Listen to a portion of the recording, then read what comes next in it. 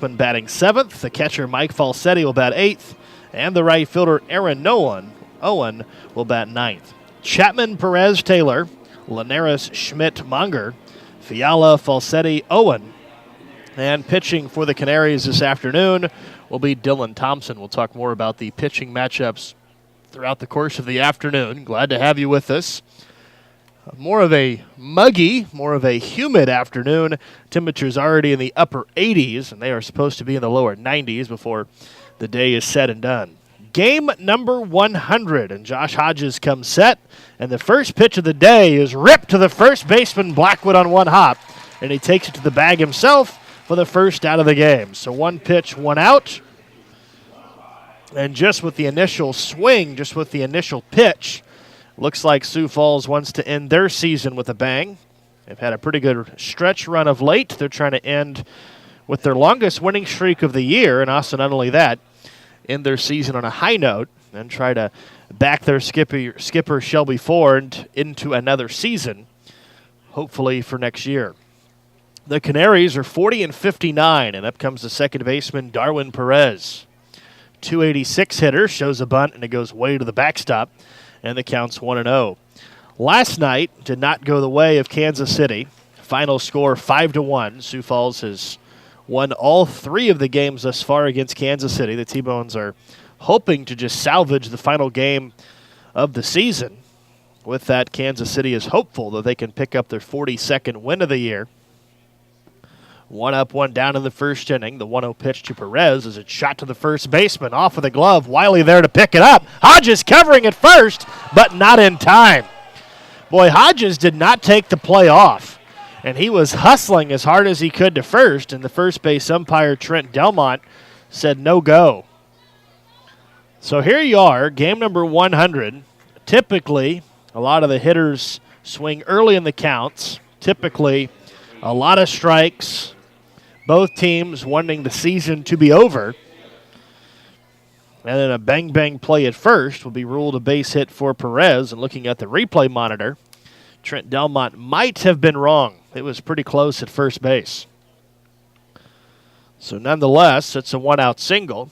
The assist to Trent Delmont on a bang-bang play to first base that went in favor of Sioux Falls. The Canaries are wearing the yellow tops, blue writing, gray pants. Kansas City, the black tops, white bottoms, and now we're in a delay as the Canaries could not get their starter from the bullpen back to the dugout in time. So now Hodges is having to wait for Dylan Thompson and his catcher to come across the foul lines. 1 on, 1 out, top of the first, final game of the year. Hodges coming set, and a throw over to first is way late. Josh Hodges gets the final start of the year, 4-8 record, 4.62 ERA. He was selected by the Florida Marlins back in 2009. Overall, 37-44, record or an ERA of a 4.18. And a fastball barely missed low. Home plate umpire, Josh Nolan. Trent Delmont, we've already seen, he is at first. And the third base umpire is Troy Salsa. He was their home plate umpire last night. Ethan Chapman with a shot to first that Blackwood fielded perfectly, and then a infield single is the start of the day. Here's a shot to the shortstop. Diving play, Frias caught it in the air, and the throw to first is a double play. Vladimir Frias is fired up, and for rightful reason, as he made a diving stab and then picked it up and fired to first for the double play. So a 6-3 double play, and Vladimir Frias has done it again. Another fantastic play by one of the best, if not the best, defensive shortstops in the league. After half of an inning, no score. T-Bones coming up on the T-Bones Broadcasting Network. It's always good to know that great doctors are close by.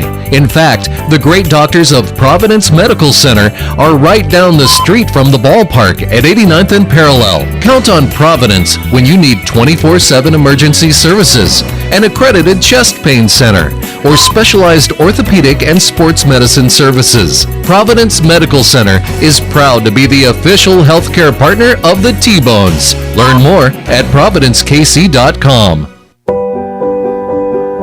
At Community America, We're redefining wealth. It's time to focus on what really fills our lives with meaning. The experiences and relationships that define who we are and what we value. At Community America, what matters to you matters to us. Because when you have financial peace of mind, you can live life to the fullest. Make today wealthy.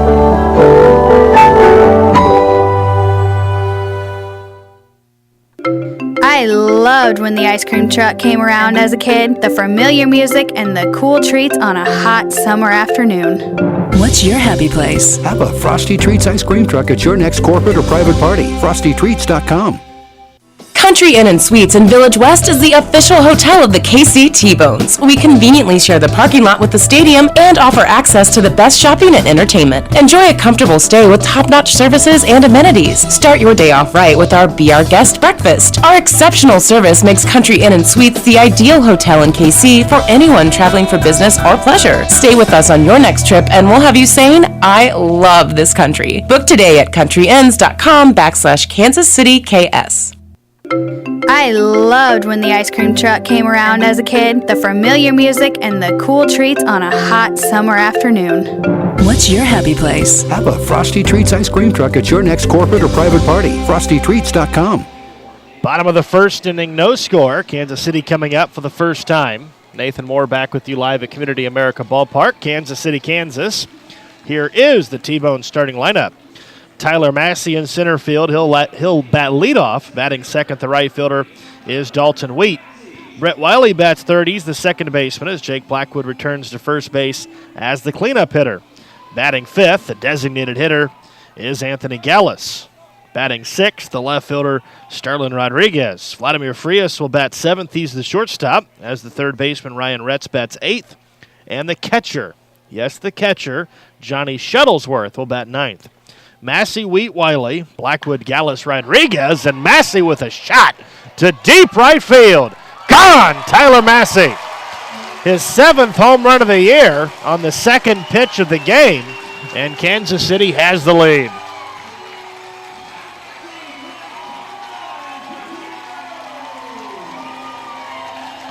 Well, it didn't take long for Kansas City to fire up this crowd. A phenomenal defensive play in the top of the first inning, followed by a shot by Tyler Massey to give Kansas City the lead. Defense, pitching, offense have already shown their true form in the first inning for Kansas City. And game number 100 is underway with the first run of the game coming off the bat of Massey and a solo shot home run. And now going after the first pitch, Dalton Wheat fouls it straight back. And the count's 0-1.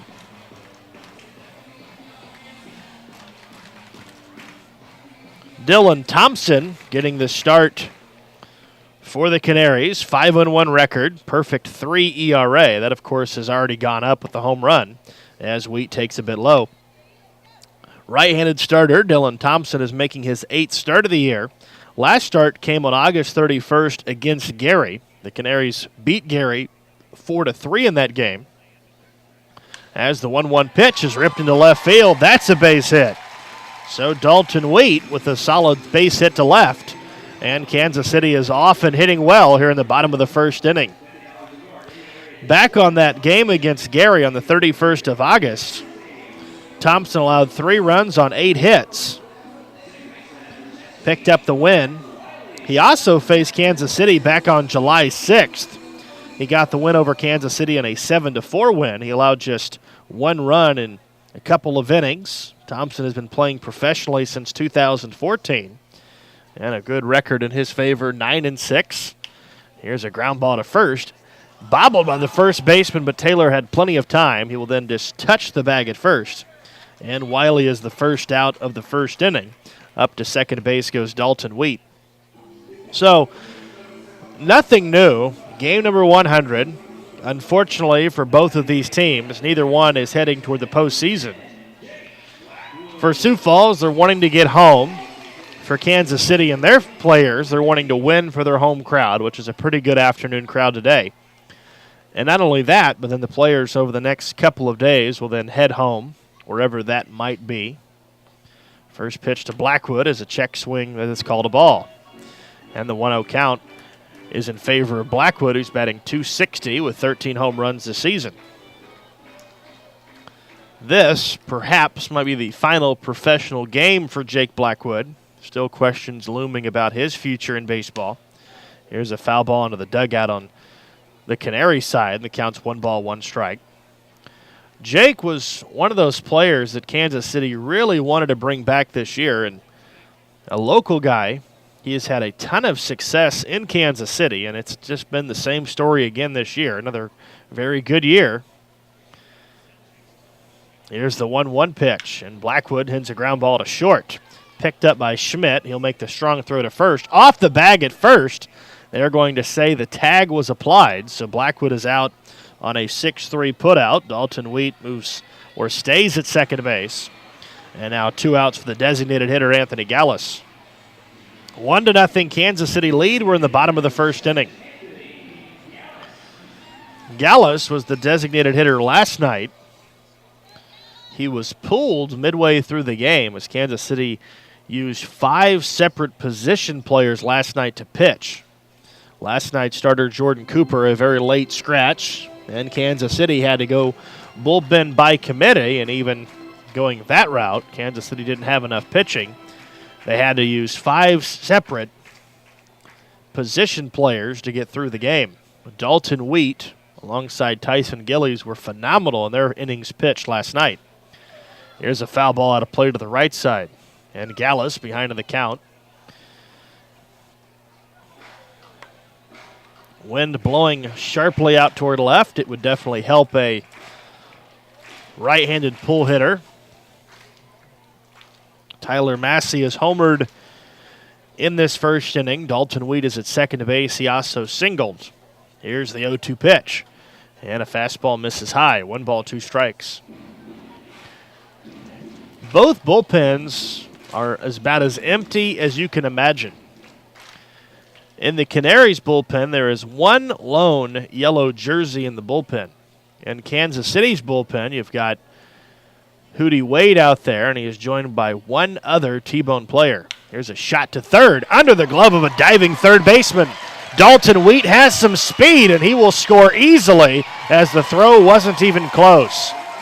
RBI single by Anthony Gallus, and the T-Bones are leading 2-0 here in the first inning.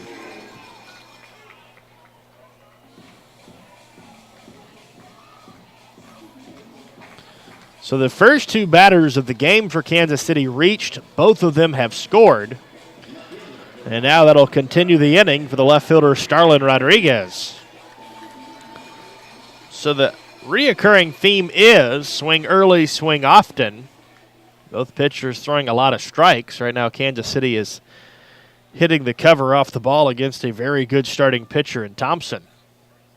And a slow pickoff move to first. Gallus dives back safely.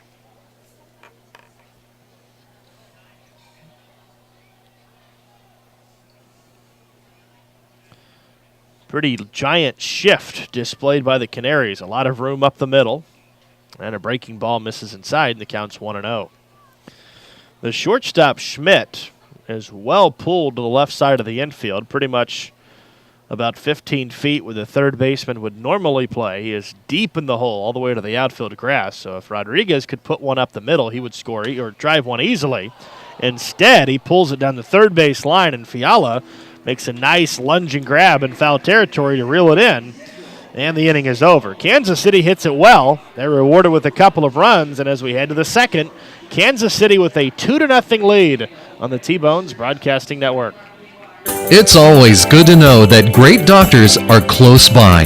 In fact, the great doctors of Providence Medical Center are right down the street from the ballpark at 89th and Parallel. Count on Providence when you need 24/7 emergency services, an accredited chest pain center, or specialized orthopedic and sports medicine services. Providence Medical Center is proud to be the official healthcare partner of the T-Bones. Learn more at providencekc.com.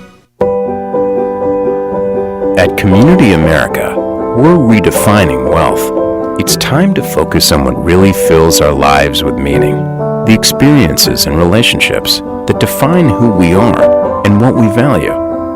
At Community America, what matters to you matters to us. Because when you have financial peace of mind, you can live life to the fullest. Make today wealthy.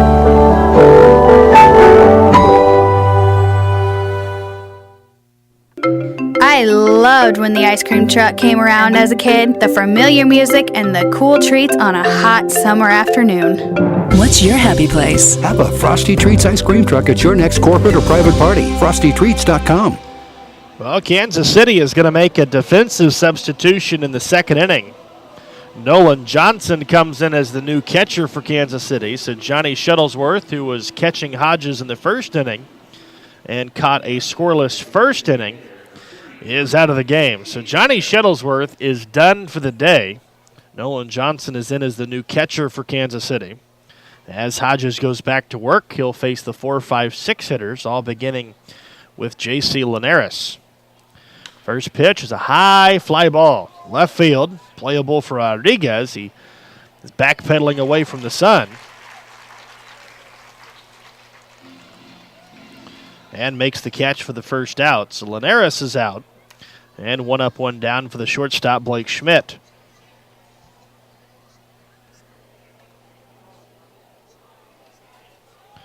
So once again, another early swing and a count. Very typical in the final game of the year. That'll bring up the shortstop, Schmidt, batting .320, 5 home runs, 28 RBIs. And he has been pretty much the catalyst of this team in Sioux Falls. You talk about a player who plays a premium defensive position. Obviously, it's shortstop, arguably the most important position on the field. And you could argue catcher, you could argue maybe even center field, but shortstop typically the most important. Ground ball to third. Retz has it. Strung through to first in time, and 2 up, 2 down in the second. But Schmidt not only is getting it job done with the glove, but batting .320 with some pop in the bat. So that's pretty hard to find a guy with that much ability. Last year, Vladimir Frias, very similar. He had double-digit home runs and was batting close to .320 all year last year. And this year, Frias still has flashed the glove very well, but offensively, that number has dropped considerably. So when you can have a prime-time position with that good of an offensive numbers, it really just can help inflate the entire team. First pitch to Cameron Monger is a strike. Monger batting .236. Left fielder has 9 home runs, 33 RBIs. As the 0-1 pitch is swung on and missed, and very quickly Hodges is ahead, 0-2. Hodges has only thrown 10 pitches so far. He's got an inning and 2/3 already under his belt. If the inning continues, it would be Patrick Fiala to follow. The 0-2 pitch is just a bit low, and the count's 1 ball, 2 strikes.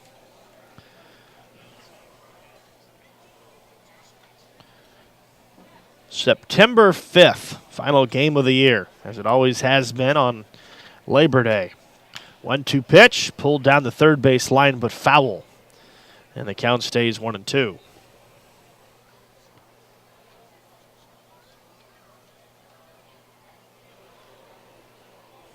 And just given some news that things have not gone as well with the Royals at Kauffman Stadium, as Ian Kennedy has given up a home run on the very first pitch against Minnesota. Swing and a miss, and down goes Cameron Monger. So Josh Hodges has pitched very well through the first 2 innings. We head to the bottom of the second. 2-0 Kansas City on the T-Bones Broadcasting Network. Country Inn & Suites in Village West is the official hotel of the KC T-Bones. We conveniently share the parking lot with the stadium and offer access to the best shopping and entertainment. Enjoy a comfortable stay with top-notch services and amenities. Start your day off right with our Be Our Guest breakfast. Our exceptional service makes Country Inn & Suites the ideal hotel in KC for anyone traveling for business or pleasure. Stay with us on your next trip and we'll have you saying, I love this country. Book today at countryinns.com/Kansas City KS. No matter how large or small your digging project may be, no matter how urban or rural, you must always call 811 before any digging project. 811 is our national one-call number, alerting your local utility companies to come out and mark any lines they have near your dig site. So before you do this or this, make sure you do this. For digging projects big or small, make the call to 811, brought to you by Common Ground Alliance. We head to the bottom of the second inning. Nathan Moore back with you, live at Community America Ballpark, Kansas City, Kansas. Vladimir Frias, Ryan Retz, Nolan Johnson in that order batting for Kansas City in the second against Dylan Thompson of the Canaries. Last night, final score in favor of the Canaries, 5-1. The Canaries added 2 runs in the 8th, 2 runs in the 9th, which were obviously large, or the game would have been 1-1.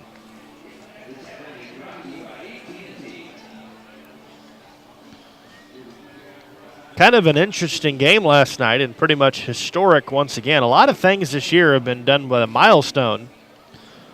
Last night with Kansas City using 5 position players as pitchers last night. That was something that we have never seen here in the T-Bones organization. Vladimir Frias will lead things off. He's already made his presence known with a nice diving play and a double play turn in the first inning. Vladimir in his 3rd year here in Kansas City, batting .246, 7 home runs, 40 RBIs, and the first pitch is a high chopper that goes foul just to first. And the Gold Glover, Frank White, makes the catch and flips it into the first row. 1 strike on the shortstop, Frias. A little bit of a shift, a lot of room in right center field. Center fielder Chapman more toward left. Frias pops it up, foul territory to the left side. And Vladdy very quickly down in the count, no balls, 2 strikes. First inning, Tyler Massey homered. Dalton Wheat singled, and then 3 batters later, Anthony Gallos ripped an RBI single to allow Wheat to score from second base as this pitch misses outside. 1 ball, 2 strikes. Kansas City trying to win their final game of the year, trying to get to 42-58. Here's the 1-2 pitch, and just a little bit low. Good off-speed pitch, and the count's even. 2 balls, 2 strikes.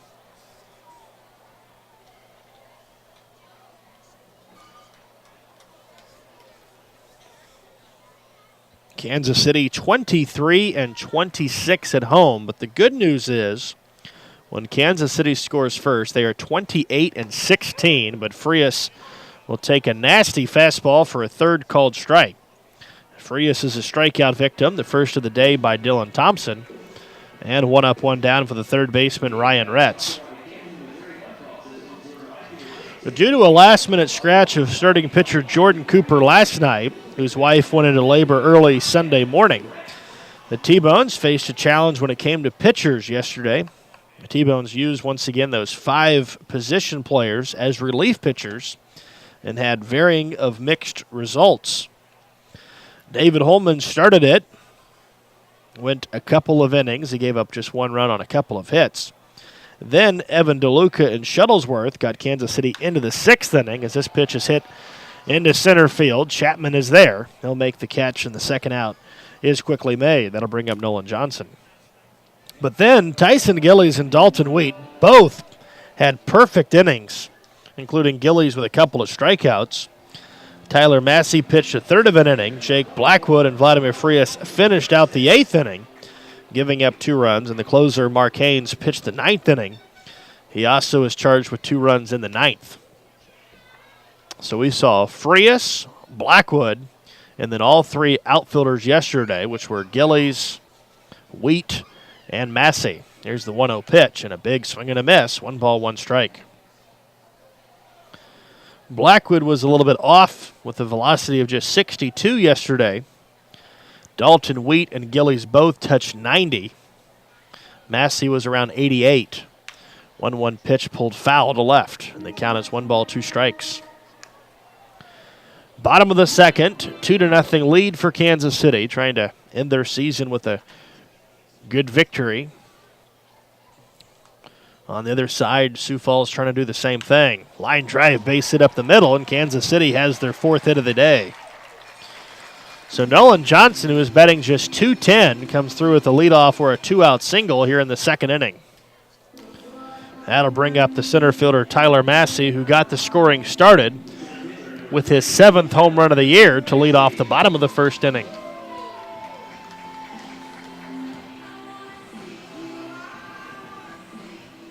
"26 pitches for Thompson thus far. He's 1 out away from completing 2 innings. And the first pitch to Massey way outside, and on the run goes Johnson. He'll move up to second base on a pass ball by the catcher. It clearly caught the glove of Falsetti, then just glanced off of the catcher's glove and right behind home plate.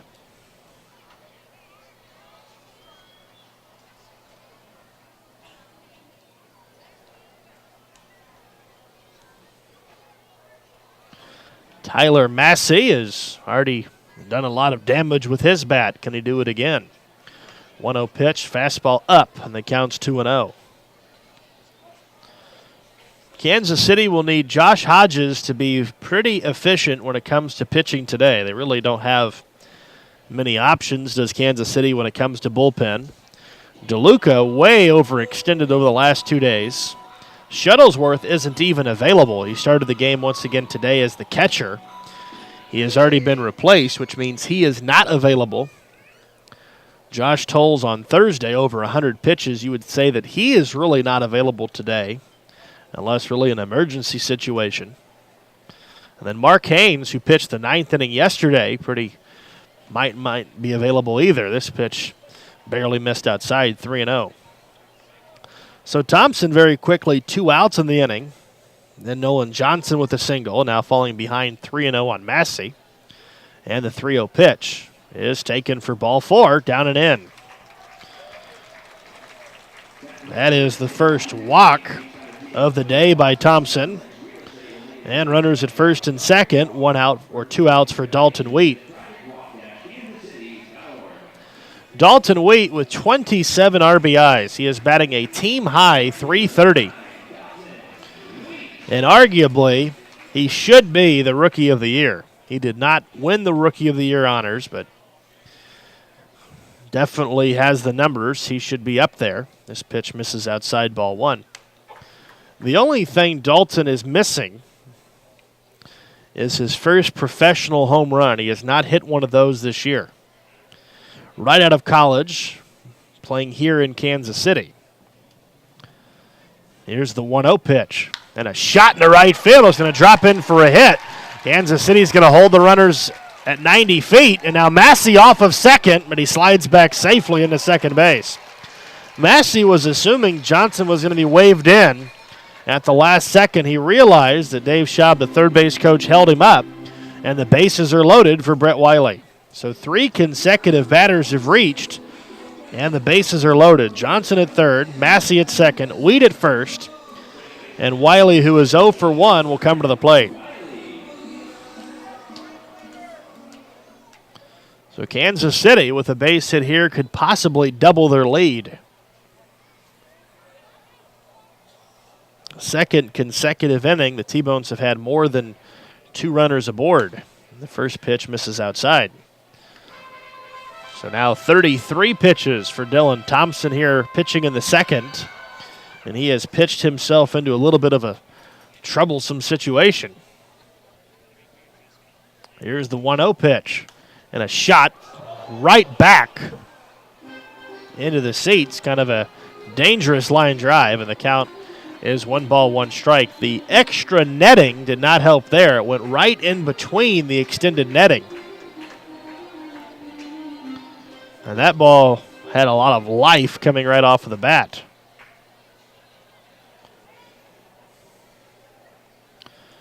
Now the count even, 1 ball, 1 strike. Thompson coming set, the 1-1 pitch is outside. Ball 2, 2 balls and a strike. Wiley batting .303, 5 home runs, 43 RBIs.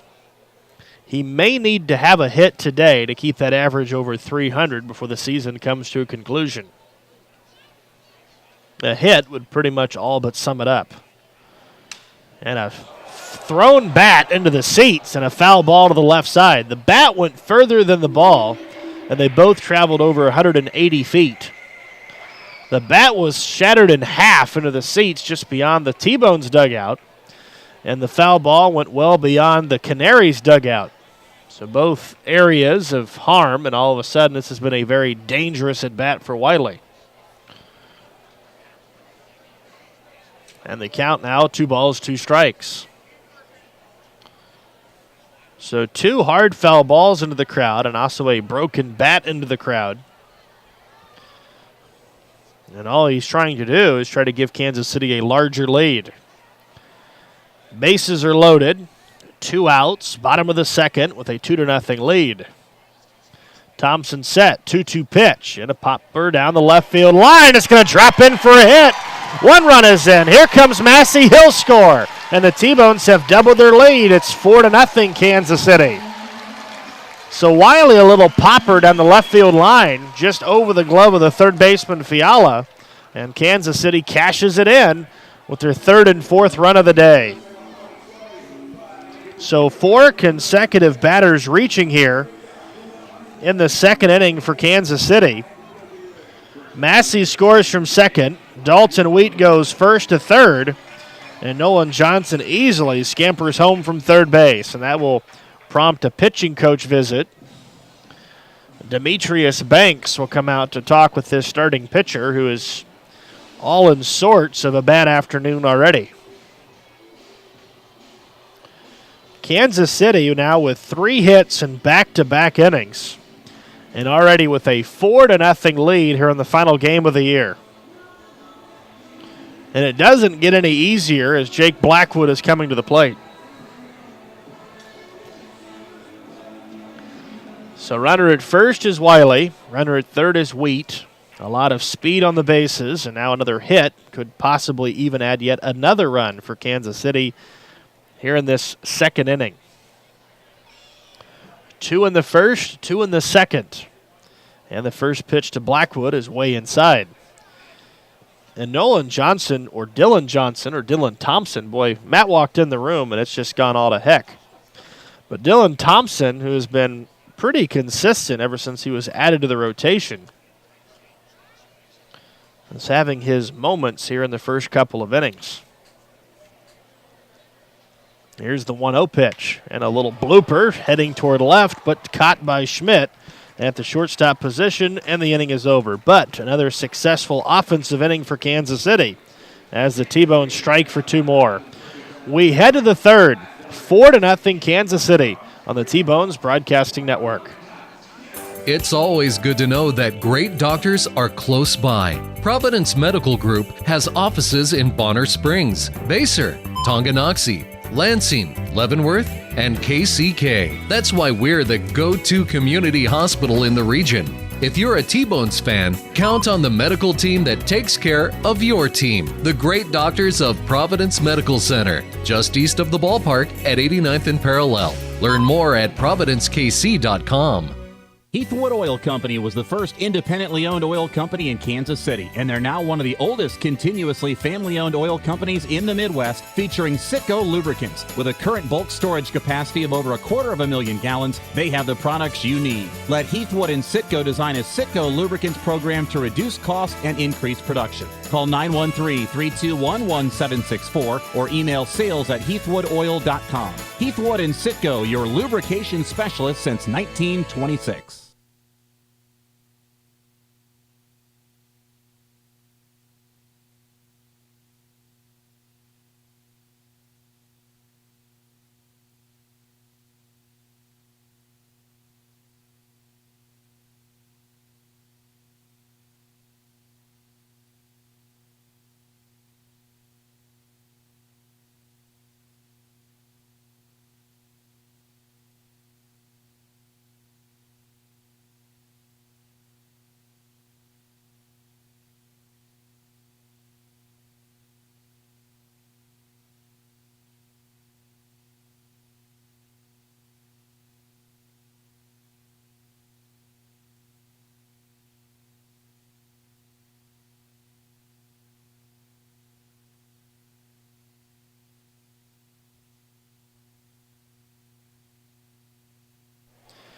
We head to the third inning alongside Matt Folks. Nathan Moore back with you. Kansas City leads 4-0 in a hot shot to Retz, and he tried to kind of wait for it to come to him, and it kind of caught a bad hop, hit the top of his glove and down the left field line. It'll be an E5 as Patrick Fiala reaches, and 1 on, nobody out for Mike Falsetti.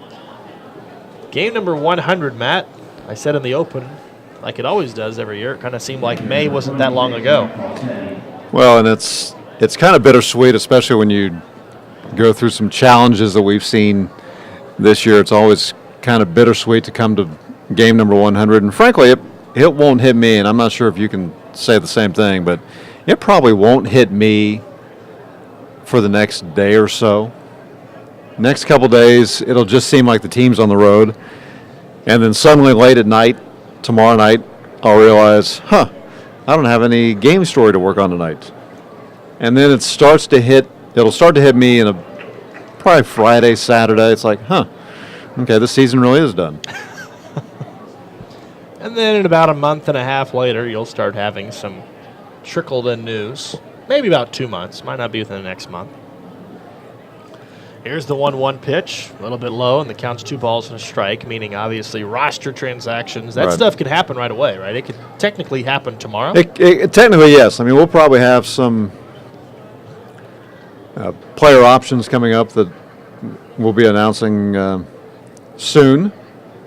But the signings themselves, this ball's fouled back and out of play. The signings themselves probably won't start until November, December, January. But I can tell you that we'll have a couple stories be hitting the website every now and again. So a couple this week that you're going to want to read. So check out tbonesbaseball.com and look for those. Another foul ball straight back, and the count stays 2 balls, 2 strikes. And I did not get a chance to listen to you in the first inning. So I missed you calling Johnny Shuttlesworth behind the plate. Shuttlesworth was, and I don't know how he did today. He did good. We got a scoreless inning out of the deal. He was a catcher in college, and so it hasn't been that long since he last caught a game. And so it was kind of cool to see him back there. And, as you probably saw on the road a couple times, that, he was the bullpen catcher a couple times during the season when we were going through some injuries with early in the year with Cole Leonida and just some things going on. As this pitch is swung on a miss, and Owen goes down on strikes. But it was cool to see him out there. Yep. It was not a continuation of last night. Although, again, and talking with some of the players, some of the coaches today, it was. We mentioned this on the air. It was a close ball game last night. Yes. It was not a 10-1 game, and you're just bringing in position players. Good off-speed pitch, swung on and missed, and the count's 0-1. You're right, and I saw Shuttlesworth behind the plate, and immediately my first thought was, that already takes away one possible pitcher for today with his early exit, which means Hodges really needs to be pitch efficient, and knock on wood, so far so good in that regard. Here's a high fly ball to right. Dalton Wheat is there. He'll make the catch, and there we go again. Very quickly, 2 outs in the third inning. And back to first goes Fiala, and up comes the center fielder, Ethan Chapman.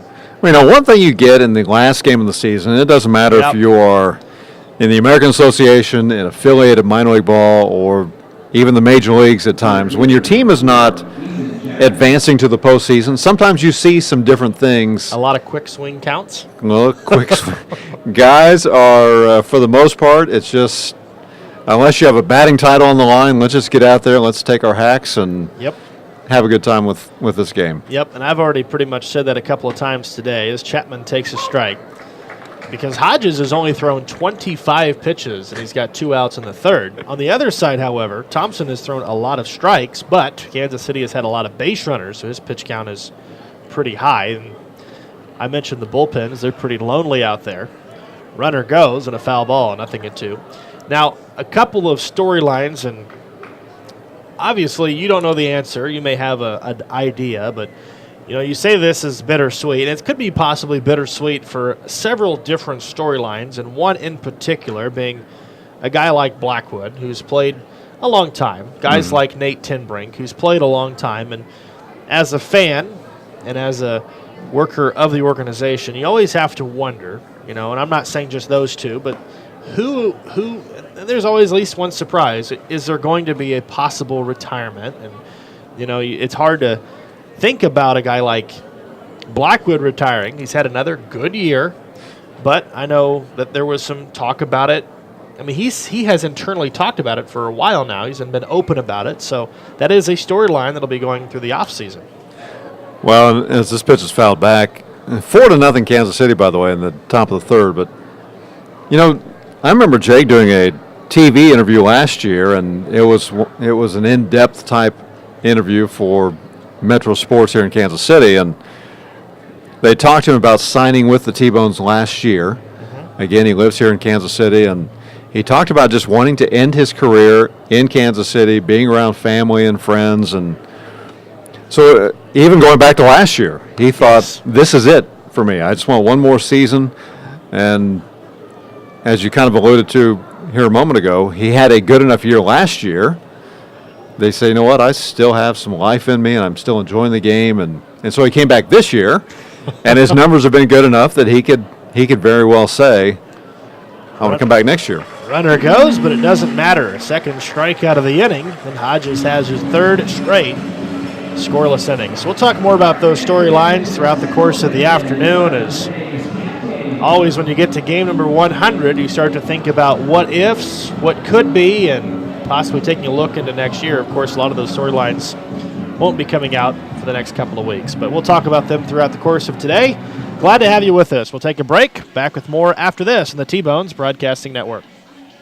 Country Inn & Suites in Village West is the official hotel of the KC T-Bones. We conveniently share the parking lot with the stadium and offer access to the best shopping and entertainment. Enjoy a comfortable stay with top-notch services and amenities. Start your day off right with our Be Our Guest breakfast. Our exceptional service makes Country Inn & Suites the ideal hotel in KC for anyone traveling for business or pleasure. Stay with us on your next trip and we'll have you saying, I love this country. Book today at countryinns.com/Kansas City KS. It's always good to know that great doctors are close by. In fact, the great doctors of Providence Medical Center are right down the street from the ballpark at 89th and Parallel. Count on Providence when you need 24/7 emergency services, an accredited chest pain center, or specialized orthopedic and sports medicine services. Providence Medical Center is proud to be the official healthcare partner of the T-Bones. Learn more at providencekc.com.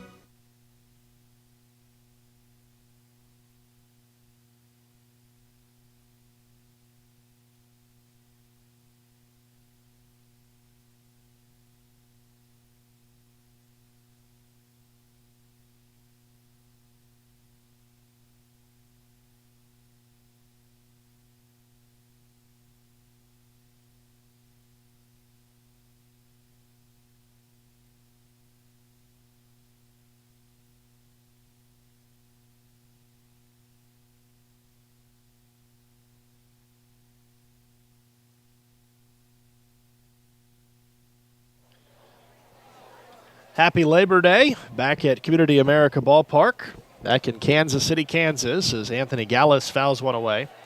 And the count is 0-1. We are in the bottom of the third inning. Kansas City leading it 4-0. It's the final game of the year, obviously, which means the final game of the series. Kansas City trying to end their season on a high note. And so far, a good start. Check swing. Gallus was able to hold a swing in the count. 1 ball, 1 strike. Dylan Thompson, the starting pitcher for the Canaries, has allowed 4 runs on 6 hits and 2 innings. Here's the 1-1 pitch and a high pop-up. On the infield, it looks to be playable, but the sun is going to cause some impact. However, the catcher Falsetti fights through the sun and makes the catch in foul territory. A tough catch, good catch by Mike Falsetti.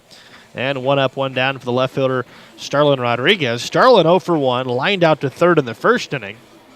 That saved a leash to run by the nice play by Fiala. Kansas City with 2 in the first, 2 in the second. And the shift still on again. And Once again, if you're just joining us for the first time in this series, Sioux Falls loves to use the shift, and they can do it predominantly because they have a very good outfielder, and his name is Chapman in center field.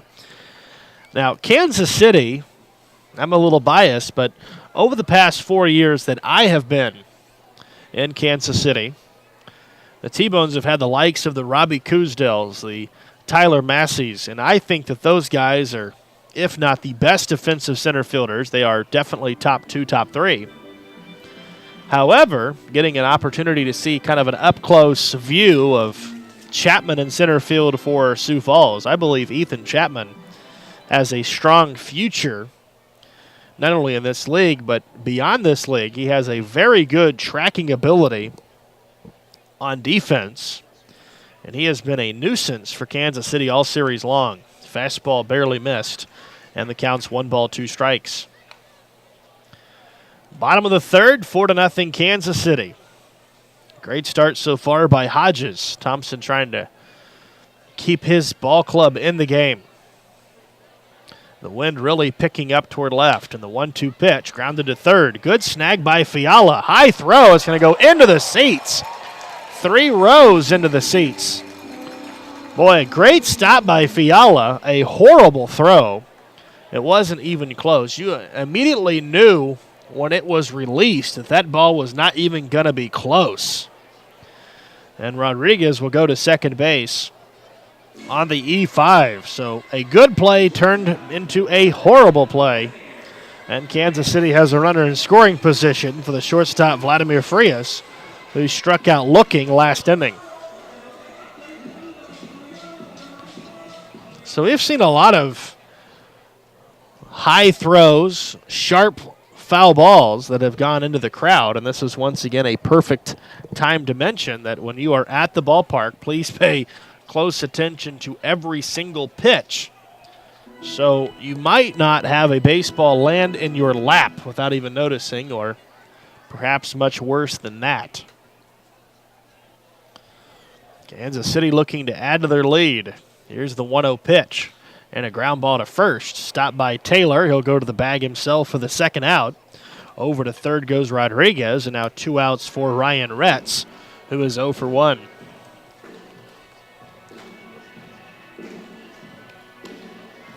The wind just continues to gust out toward left field.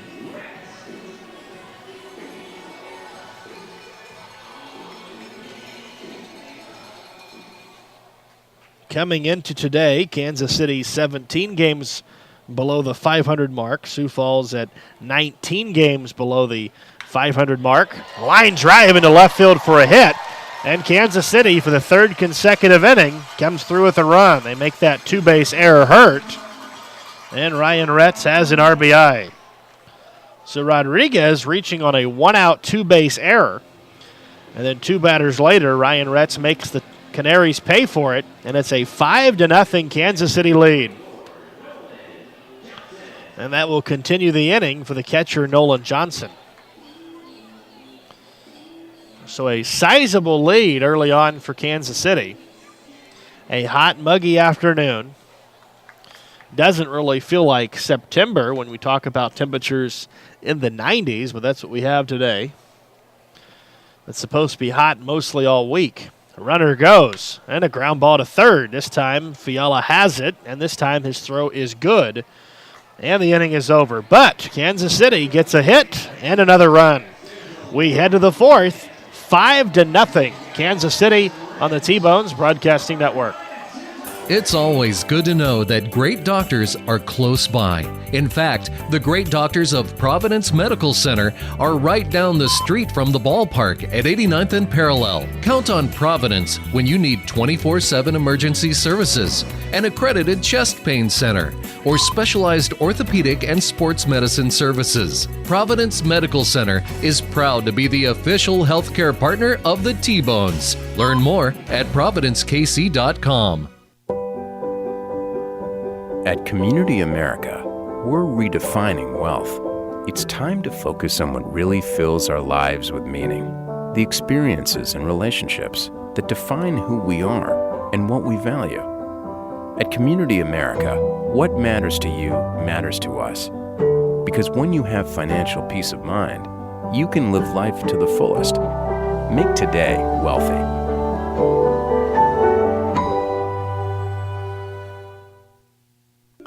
I loved when the ice cream truck came around as a kid, the familiar music and the cool treats on a hot summer afternoon. What's your happy place? Have a Frosty Treats ice cream truck at your next corporate or private party. FrostyTreats.com.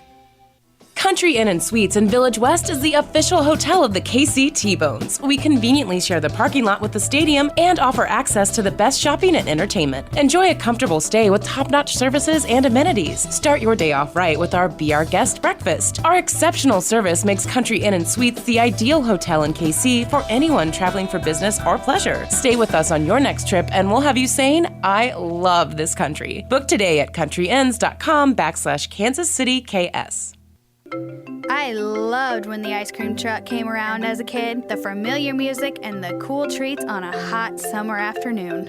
What's your happy place? Have a Frosty Treats ice cream truck at your next corporate or private party. FrostyTreats.com. First pitch by Josh Hodges in the fourth inning is a called strike to Darwin Perez. Perez, 1-for-1, singled in the first inning. Nathan Moore back with you live at Community America Ballpark. We are in the fourth inning. Kansas City leads 5-0. As Hodges has a breaking ball go about 10 feet short to home plate, and the count is 1-1 In Minneapolis, Kansas City and the Royals have taken a 2-1 lead. That is big news, as Kansas City really has to turn it on in order for the Royals to make the postseason. Good breaking ball for a strike, and the count's 1-2, so we'll keep you updated on their game in Minnesota throughout the course of our broadcast today. Hodges quickly back to work. The 1-2 pitch and a high pop-up left side. This will be a tough play. Long run for everybody, and it's going to fall in untouched. Bad communication, and the runner is going to attest the throw of Frias, and he's in there safely. Frias just wouldn't throw the ball. The Canary runner wouldn't move, and it's just a bad play all the way around, and Perez winds up at second base with a double. So Perez has a two-base hit. And that'll bring up the first baseman, Jake Taylor. It was going to be a tough play right off the bat, but that's got to be a ball that Rodriguez has got to catch. He wasn't even close to it.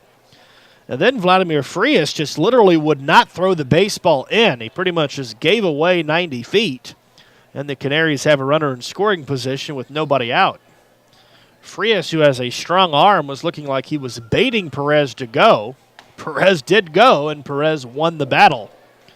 And now Taylor with the swing and a miss.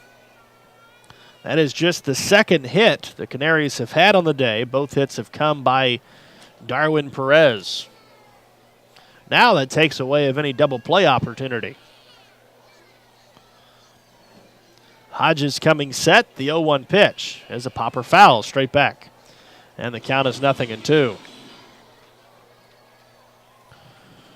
Game number 100 here on Labor Day. Glad to have you with us wherever you may be listening / watching, whether it be on tbonesbaseball.com or following us on YouTube, whatever it may be, or listening to us live here at the stadium. Runner goes, 0-2 pitch, fly ball right field. Dalton Wheat has some wheels. He will run it down, and the throw to second base is going to be close, but not in time. Boy, Darwin Perez was not really too worried about the throw by Dalton Wheat, but his arm is like a cannon. And he almost made Perez, with his lackadaisical effort, pay, as his arm was on full display right there. So runner at second, now one out for the designated hitter, J.C. Linares. Once again, 5-0 Kansas City. We are in the fourth inning. The Canaries have owned the T-Bones in this series so far, and Kansas City trying to pay them back here on the final day of the year. First pitch missing inside, 90 miles per hour.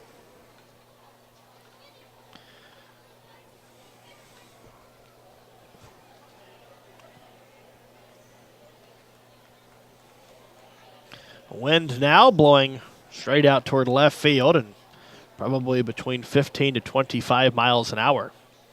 Nobody covering second as Hodges looked to throw back to second, but once again, nobody covering and no throw. 1 on, 1 out in the fourth. Hodges has thrown just 38 pitches as 1 out in the fourth inning. And with a 5-run lead, it is exactly what Kansas City was hoping for. Pitch on the way. Line drive left field. Goes back. Rodriguez. He'll make the catch. Out number 2. Back to second base goes Perez. And now 2 outs, 1 on for Blake Schmidt. So that ball was hit on the button, hit on the nose, and Rodriguez played it perfectly and just kind of backpedaled a couple of feet, made the catch for the second out. Doesn't get any easier as the shortstop Blake Schmidt is up. He is 0 for 1, but he has had a great year, batting .319. We talked about him at length in the first inning. Runner goes to third. Line drive center field. That's a base hit, and a run is going to score. And Kansas City now leads 5-1. So Schmidt on the very first pitch has his first hit, and the Canaries have their first run. Perez would have scored even without the early break. But nonetheless, the Canaries are going to stay aggressive. They have scored their first run of the day. Up comes the left fielder Cameron Monger, who is 0 for 1.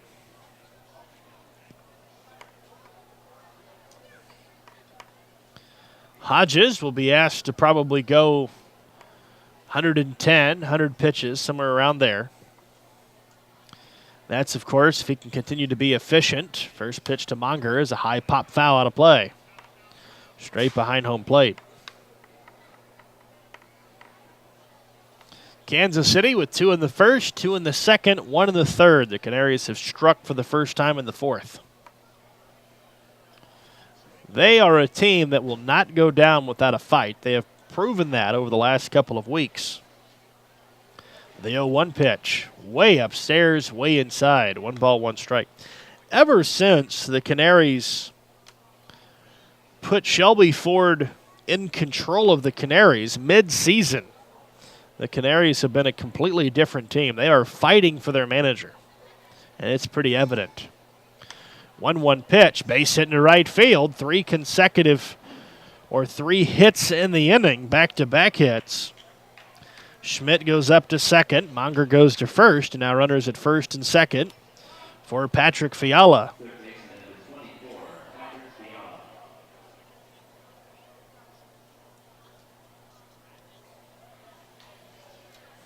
Brian Dozier has just homered for the second time already against the Kansas City Royals. He has hit 2 home runs in the first 3 innings.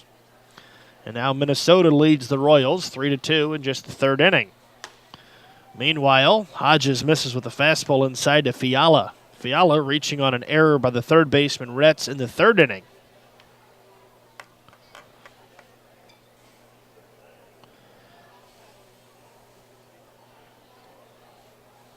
Brad Zimmerman and his crew, who do a fantastic job with the sound and the audio.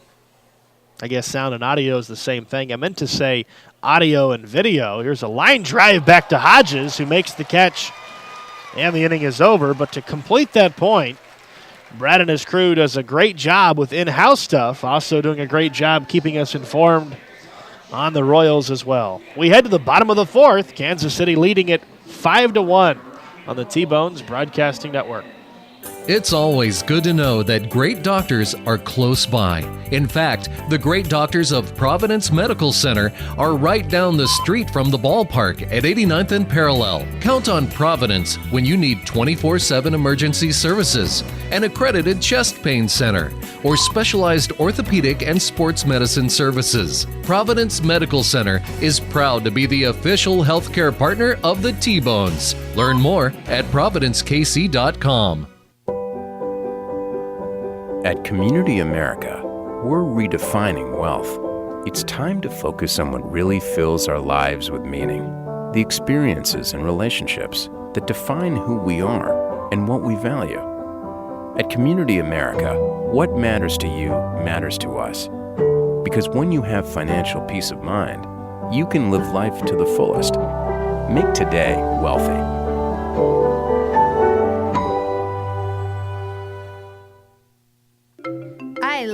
loved when the ice cream truck came around as a kid, the familiar music and the cool treats on a hot summer afternoon.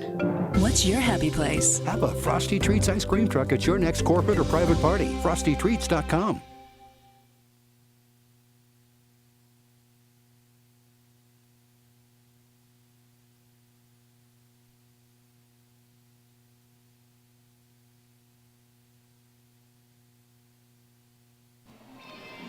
The Canaries, who have won 6 consecutive games, their longest winning streak of the year, trying to win their 7th consecutive game.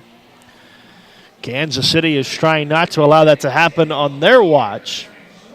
T-Bones are trying to avoid their 4th consecutive game as a loss to the Canaries, trying to avoid a 4-game sweep at home, rather to say. So far, so good. Bottom of the 4th, 5-1 lead, Kansas City. Nathan Moore back with you live at Community America Ballpark here in Kansas City, Kansas. Top third of the order, Massey, Wheat, Wiley facing off against Thompson here in the 4th. And Massey, who has reached twice, he has scored twice. We'll take a fastball outside. Massey hit his 7th home run of the year to lead off the bottom of the 1st inning. Kansas City has led ever since. Here's the 1-0 pitch, and a bit outside, 2-0. Last night, former T-Bone pitcher Chris Regas, who is a starting pitcher now for the Canaries, pitched a complete game against his former team last night. He gave up a run in the 9th inning, so he did not get the shutout as this pitch is fouled off, 2 balls and a strike. Starlin Rodriguez ended the shutout with a solo home run in the 9th inning, but Rodriguez did stay on. He finished the game. That gave the Canaries their 6th straight win. Kansas City earlier this year had won 7 straight. That was their longest of the year by far. 2-1 pitch missed inside, 3 balls and a strike.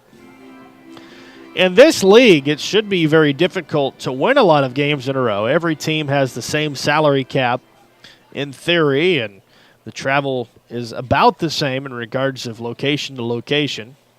Here's a ground ball left side. Diving play, Schmidt. He gets up, fires to first. Holy cow! Schmidt with one of the best defensive plays of the year. Almost Vladimir Frias-esque as he robs Massey of a hit. Schmidt with a phenomenal play at shortstop. He ran about 20 feet, dove completely head first, sprung up, and threw out a very quick Tyler Massey, and it wasn't really that close. So a fantastic play by Schmidt. And you can't tell me, even though it's game number 100, that neither one of these teams cares to win. I have seen more effort already in this game than in future or from past games of this year. Both teams fired up, wanting to win the final game. For the Canaries, they want to send the statement that they want Shelby Ford to stay as Dalton Wheat swings and misses, 0-2. For Kansas City, it's about pride. They do not want their last 4 home games to go in down as losses, especially in one series. There comes the 0-2 pitch, and Dalton takes a bit low. So each team playing for something. Canaries do not want to lose 60 games in a year. Kansas City does not want to lose 59. 1-2 pitch, base hit right field. Dalton Wheat continues to hit. He is 3 for 3. And for those managers, those media representatives who did not vote for Dalton Wheat for the All-Star game should be ashamed of themselves with the continued onslaught of display today. So Dalton Wheat, 3 for 3. And his speed is on base with just 1 out here in the 4th inning. That'll bring up Brett Wiley, who is 1 for 2. Wiley's 2 RBIs in that hit now give him 45 on the year. He is now batting .305. And unless he has 4 more at-bats, he should be in pretty good shape to end his season above 300. Another hit would make that a moot point as he takes a strike on the outside corner. So Dylan Thompson already at 60 pitches. He has one out in the fourth. Hodges about half of that, and he has allowed one run through 4 innings. Dalton Waite wasn't even leading off, and that still prompted a throw from Thompson. Dalton was pretty much standing straight up. Thompson still wanted to make him dive back.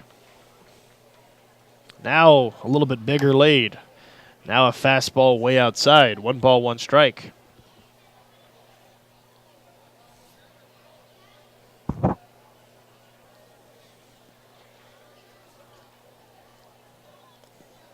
Double play depth up the middle for the Canaries. And a breaking ball way outside. 2 balls and a strike. This is not the same Dylan Thompson that has been pitching so well over the past couple of months. He is really, really laboring with his control. He has really had to work hard in a lot of his innings. It has not come easy. Dalton with a bigger lead over at first. Not running. 2-1 pitch is popped out of play to the left side. 2 balls, 2 strikes.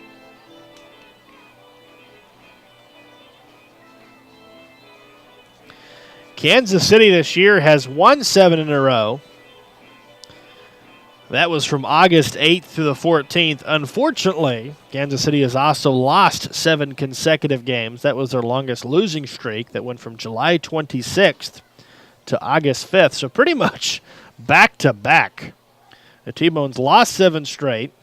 Then a couple days later, they won 7 straight. 2-2 pitch, fouled straight back. This team, a very good team put on paper by John Massarelli and the coaching staff, just has had too many peaks and valleys, too many highs and lows. The word consistency would be the definition of this season. Not enough consistency from top to bottom. 2-2 pitch, just barely outside, ball 3, 3 balls, 2 strikes.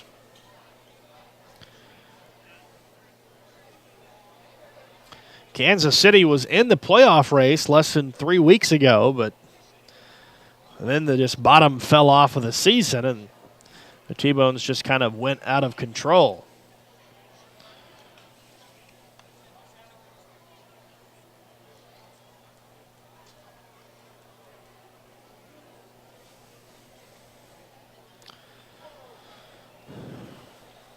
Outfield straight away for the most part. Chapman a little bit toward left. Runner not going. Line drive center field. Chapman on the run, and of course he's going to catch it.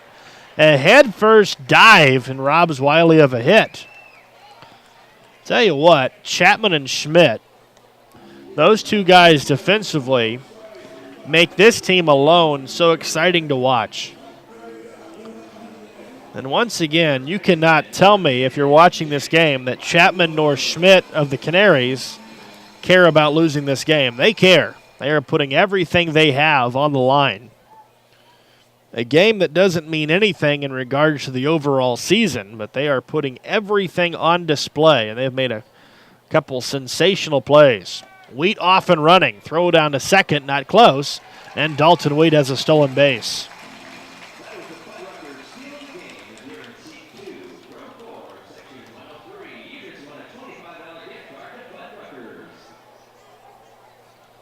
So, Dalton Wheat for the 3rd consecutive at-bat singles.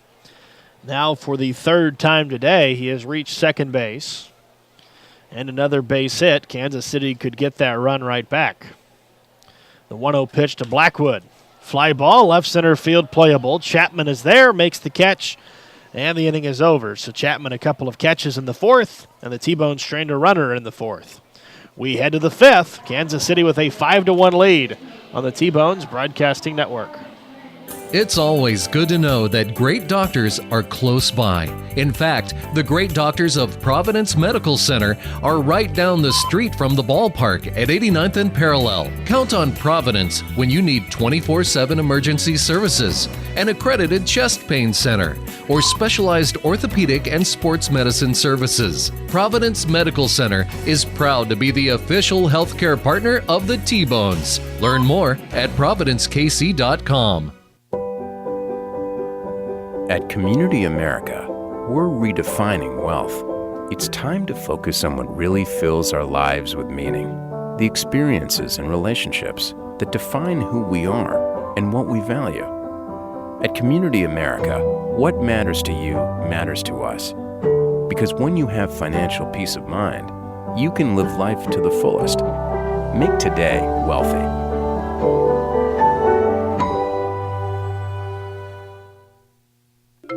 I loved when the ice cream truck came around as a kid, the familiar music and the cool treats on a hot summer afternoon. What's your happy place? Have a Frosty Treats ice cream truck at your next corporate or private party. FrostyTreats.com. Country Inn and Suites in Village West is the official hotel of the KC T-Bones. We conveniently share the parking lot with the stadium and offer access to the best shopping and entertainment. Enjoy a comfortable stay with top-notch services and amenities. Start your day off right with our Be Our Guest breakfast. Our exceptional service makes Country Inn and Suites the ideal hotel in KC for anyone traveling for business or pleasure. Stay with us on your next trip and we'll have you saying, I love this country. Book today at countryinns.com/Kansas City KS. I loved when the ice cream truck came around as a kid, the familiar music and the cool treats on a hot summer afternoon. What's your happy place? Have a Frosty Treats ice cream truck at your next corporate or private party. FrostyTreats.com. Top of the fifth inning, 5-1 lead Kansas City. Nathan Moore back with you live at Community America Ballpark. Josh Hodges back to work, and a foul ball on Falsetti makes the count 0 balls, 2 strikes. Michael Falsetti, 0 for 1 today, struck out in the third inning. 1 of 3 strikeouts on the day for Hodges. Bullpen pretty quiet for both teams. 0-2 pitch, ground ball to Retz. Pretty routine play. Sets his feet, low throw, but a good pick by Blackwood at first. And the first out is made here in the fifth inning.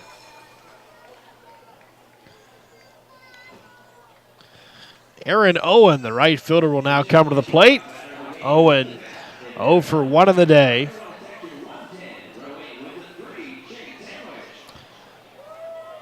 The poor little kid, probably about 3 or 4 years old, just kind of took away from its mom and ran all the way over near Frank White and Bill Sobey. The mom wasn't very pleased at all. This pitch stays up. Tell you what, the little kid had some good taste going to a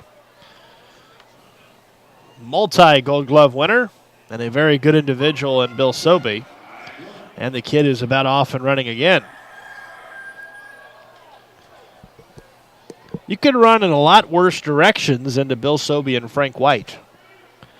The 1-1 pitch, and it hit him. Aaron Owen hit square in the back. And the Canaries have a 1-out base runner here in the fifth inning.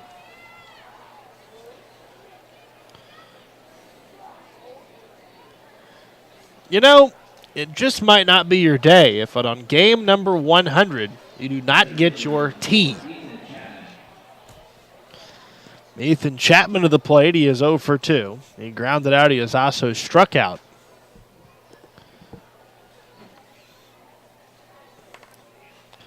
So a 1-out hit by pitch. And now you've got to deal with the pesky Ethan Chapman. High throw over to first, and easily back is Owen. Chapman today is 0 for 2. He grounded out to Blackwood to begin the game, and he also struck out to end the third inning. So he has been held in check for the most part today. He is not an easy guy to double up. And a giant lead over by Owen at first. He takes off. The throw at a second is in time, a little high, and he's going to be safe. So the throw was on the money or going to be there in time, but just a little bit high. And by the time Frias put the tag on, it was just too late. So that's the second consecutive inning in which the Canaries have stolen a base. And now a runner in scoring position for Chapman. No chance for a double play. Hodges 1-0 pitch. Way outside, 2-0. Now for Hodges, the situation's pretty simple at this point in regards to big lead midway through the game. Just keep throwing strikes. Really no reason to be cute. Just keep pounding away at the zone. There's the 2-0 pitch, and he's not pounding the zone. He is all over the place. 3-0 now on Ethan Chapman. A 1-out hit by a pitch, and now a 3-0 count. The way to give your opponent a chance to come back is just to put him on free of charge. And Hodges does not want to do that here. The 3-0 pitch is a strike, barely on the outside corner. 3 balls and a strike now. On deck stands the second baseman, Darwin Perez. He is 2 for 2. He has 2 of the 4 hits today for the Canaries. And a ground ball, base hit into right center field. So that stolen base is going to lead to a run. The Canaries have now cut the deficit to 3. It's now 5-2. So Ethan Chapman, who fell or got the advantage, 3-0. On a 3-1 pitch, rips it for a base hit.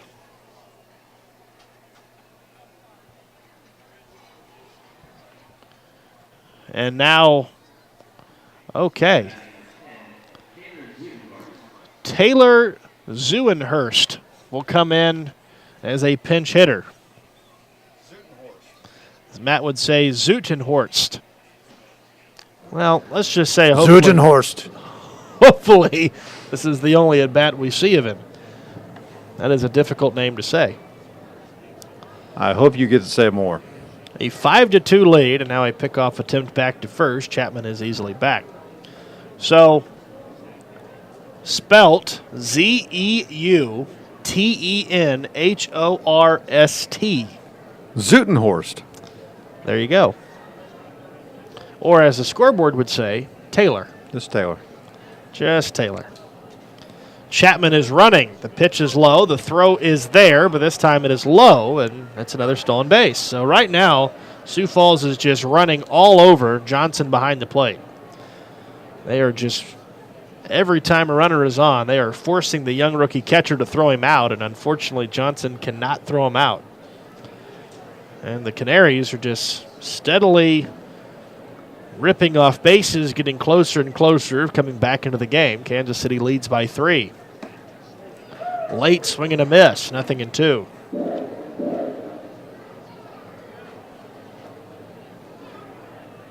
I'm assuming you never tracked down an AT. Haven't tracked down it. Not yet. You're not giving up the pursuit. No. It's a good day for T. 0-2 pitch, big swing and a miss, and down he goes. A strikeout. It's interesting that something must have happened to Perez, Matt, because Darwin Perez was 2 for 2. He had doubled, he had singled, he had scored one of the team's 2 runs, and he was the guy in which they pinched hit over. So you just kind of assume maybe that he might have been injured. And up comes Jake Taylor, who is 0 for 2. You never want to see an injury or anything close to that any day, but especially on game number 100. Runner goes again. The throw to third, never mind. There is no throw, so it's just stolen base city right now for the Canaries. Well, and that one was stolen more on Hodges than it was on Johnson. That runner got an incredible jump before Hodges. Hodges was barely set before the runner took off. Didn't even check back second. That is 3 stolen bases in the inning, 4 in the last 2 innings. As the check swing was not assumed to be a swing by the first base umpire, Trent Delmont. 2-0 is the count. We know never to assume anything with Trent Delmont, though. That's correct. Hodges trying to get out of the 5th inning. 2-0 pitch right down the heart of the plate. Called a strike, 2-1. Pretty good crowd today. You know, I was just looking around. I was about to say, this is, you got some people down the third base side that are up away from the sun, but it's a nice crowd for a Labor Day, a nice crowd for game number 100. 2-1 pitch in the dirt, and it counts 3 balls and a strike. And Hodges, in this 5th inning, has really put himself in harm's way. He's just not throwing a lot of strikes. And with the big lead that he had, That's when you really want to start throwing the strikes, pitching with the lead, but he has just opened the door here in the 5th. A lot of hitter-friendly counts, and a 3-1 pitch. Caught the inside corner, and Jake Taylor, who is already heading to first, has to come back to the plate. In my opinion, one of the more embarrassing moments in baseball.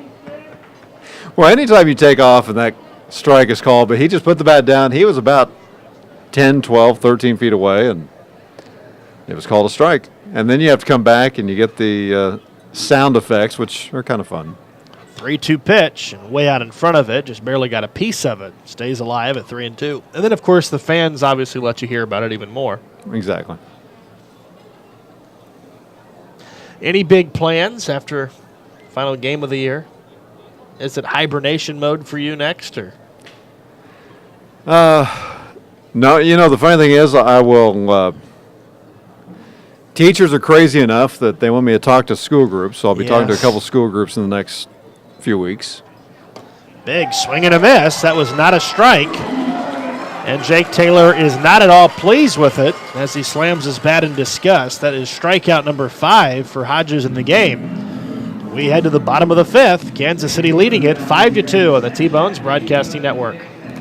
Country Inn & Suites in Village West is the official hotel of the KC T-Bones. We conveniently share the parking lot with the stadium and offer access to the best shopping and entertainment. Enjoy a comfortable stay with top-notch services and amenities. Start your day off right with our Be Our Guest breakfast. Our exceptional service makes Country Inn & Suites the ideal hotel in KC for anyone traveling for business or pleasure. Stay with us on your next trip and we'll have you saying, I love this country. Book today at countryinns.com/Kansas City KS.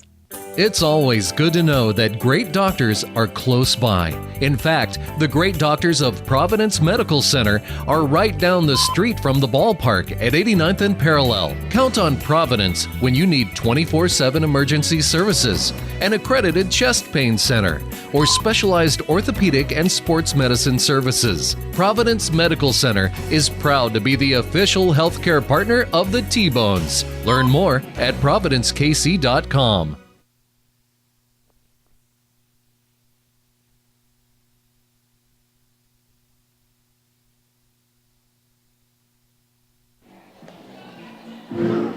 Alongside Matt Folks, Nathan Moore back with you. Bottom of the 5th inning. Kansas City leading it 5-2. Final game of the year. Back out to work is Dylan Thompson. He'll face 5, 6, 7 hitters. Gallus Rodriguez and Frias. How about the weather today, Nate? It's kind of a little bit humid. It's beautiful, but a little bit humid. Yeah, it's been absolutely gorgeous this weekend. Temperature-wise, no clouds in the sky, and today it's about 90-something degrees, and it has been muggy since early this morning. So, I think they're calling for a lot of high temperatures this week, and then by weekend's end, more like fall temperatures. And rain. Yes. So have fun on the football field Friday night. Who do you guys play this week? This week we're at Chillicothe. Okay. They're pretty good. The other thing that I have noticed today, you probably have commented on this as Gallus tips the first one foul. The wind has shifted today. Yes. When I first got here this morning, the wind was blowing hard out to right field. And now it is blowing hard out to left center. Yep. 0-1 pitch to Gallus, ripped into left field. That's a hit. Gallus has his second hit of the game. Kansas City has a leadoff base runner here in the 5th.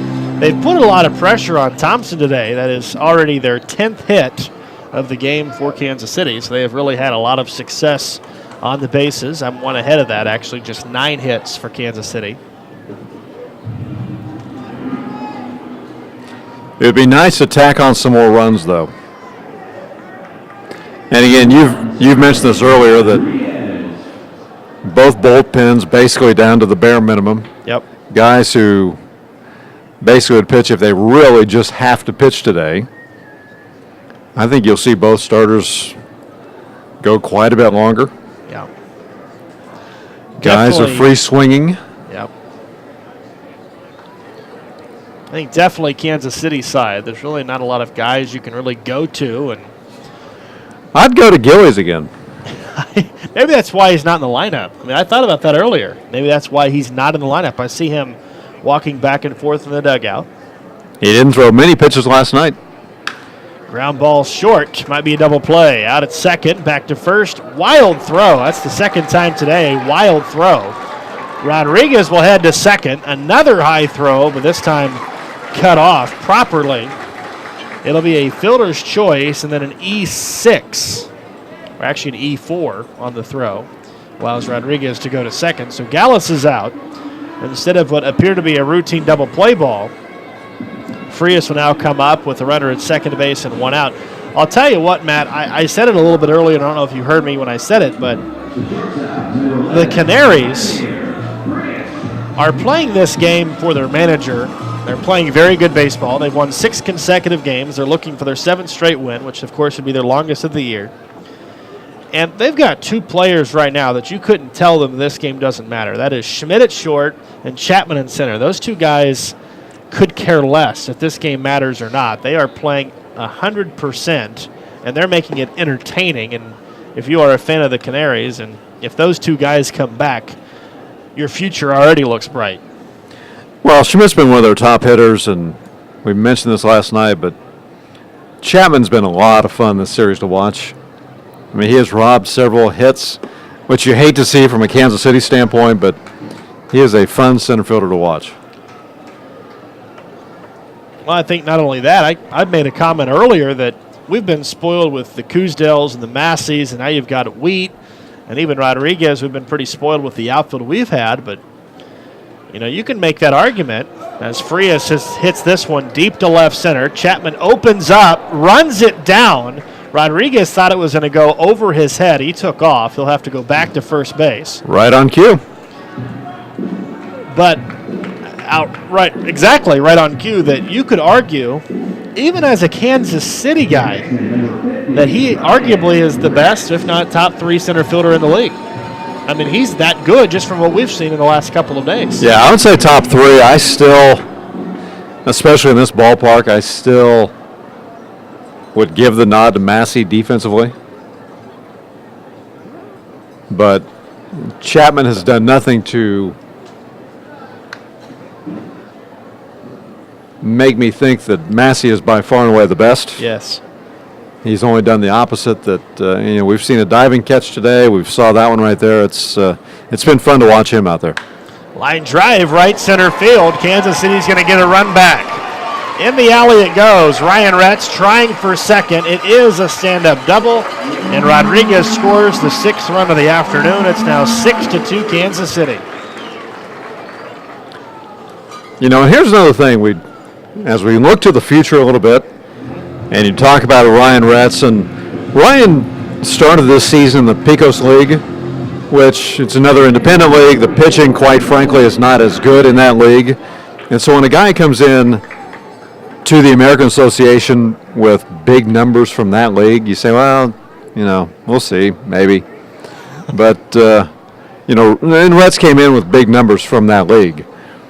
But he is, he's hitting 269, maybe it's probably up to about 270, 272 at this point, but he can swing the bat. He's been a good addition. 1-0 pitch, line drive center field. Chapman on the run. Of course, he'll run that one down.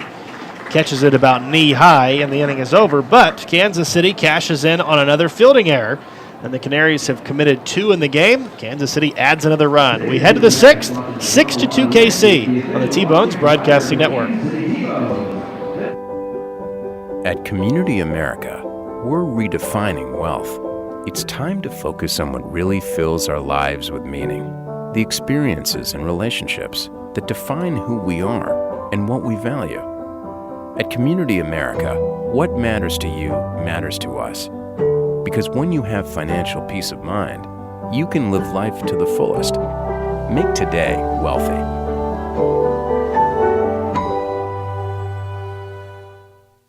No matter how large or small your digging project may be, no matter how urban or rural, you must always call 811 before any digging project. 811 is our national one-call number, alerting your local utility companies to come out and mark any lines they have near your dig site. So before you do this or this, make sure you do this.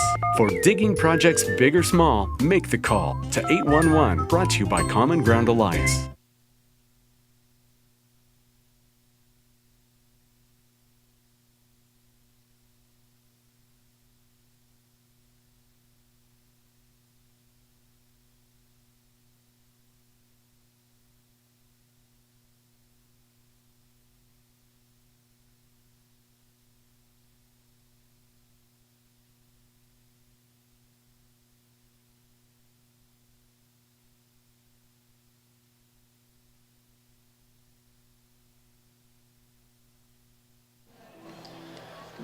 We head to the 6th inning alongside Matt Folks. Nathan Moore back with you. Game number 100. Pretty good shape so far. Josh Hodges pitching with a 6-2 lead for Kansas City. He will face the 4, 5, 6 hitters, Linares, Schmidt, and Monger in the 6th inning. Outfield straight up, infield straight up. Sioux Falls has 2 hits, or 5 hits, 2 runs, 2 errors today, and the first pitch by Hodges is a called strike. Action in the bullpen for the Canaries. They've got a left-hander warming up. Kansas City has nobody warming up, and for good reason. A little blooper, right center field. Actually carried a lot further than I thought it was. Wheat in the hole cuts it off. It's a leadoff double for Linares. And the Canaries have something brewing here in the 6th inning.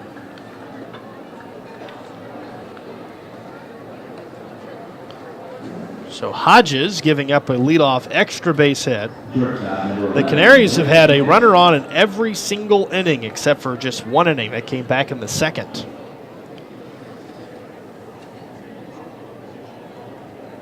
So you're saying if you could have one person pitch out of the bullpen today based on what you saw yesterday and who may or may not be available, Gillies might be your option? Well, if you're talking of the 5 position players who pitched last night, yes. Well, you're saying anybody? Well, just available, because obviously Shuttlesworth is not available. DeLuca has pitched 3 innings in the last 2 days. He probably isn't available unless it gets kind of dire. So your options really aren't very many. 1-0 pitch, good breaking ball for a strike, 1-1. No, and unfortunately we saw Haynes last night, and he would probably be available, but maybe not as effective as we've seen him throughout this season. I think we will see him in the 9th inning regardless. Okay. That would just be my guess. I'm with you. I think he's available. I just think he's not as rested as he might want to be. And he's definitely not going to pitch 2 innings. We wouldn't assume. No. But being the last game of the year, as long as Kansas City has the lead, I would assume that he will pitch the 9th. But what did Hodges tell us yesterday? You remember his pitch count he said yesterday? Oh! Wow, as he hits another one. That's the 2nd guy today. He is plunked in the back. This time, Blake Schmidt is hit. And now runners at 1st and 2nd. Nobody out for the left fielder Cameron Monger, who's 1 for 2. Schmidt taking a lot of time to head down toward 1st, and because of that, we're going to see Bill Sobey for the first time. I think he said, if I understood him correctly, it was 150. Yes. Is that right? That's what he said.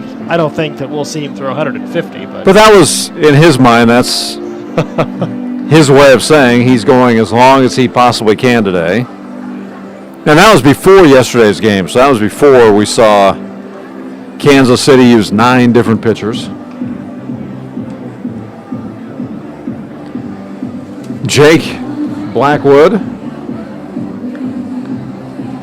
Thanks for reading the notes today, Nate. Well, I didn't read the full thing, but I read the very top. Well, keep going. Turn to the page. Oh. Sometimes you have to read past page 1. Oh, there it was. But it was, we saw Blackwood, we saw Gillies, Wheat, Massey, and Vladimir Frias. And I did not get a chance to talk to any of them today, but it was Again, it's not as if it was a blowout. They were in there trying to get outs, and they accomplished that. Pickoff attempt to second. Easily back was Linares.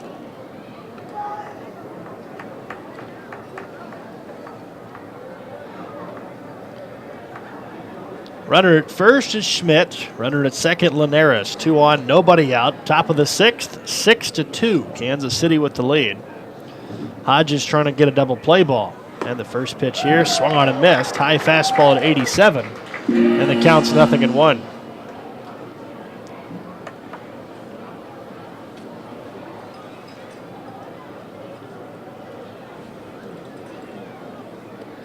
We were hoping to see the grounds crew do a little dance today when they dragged the field.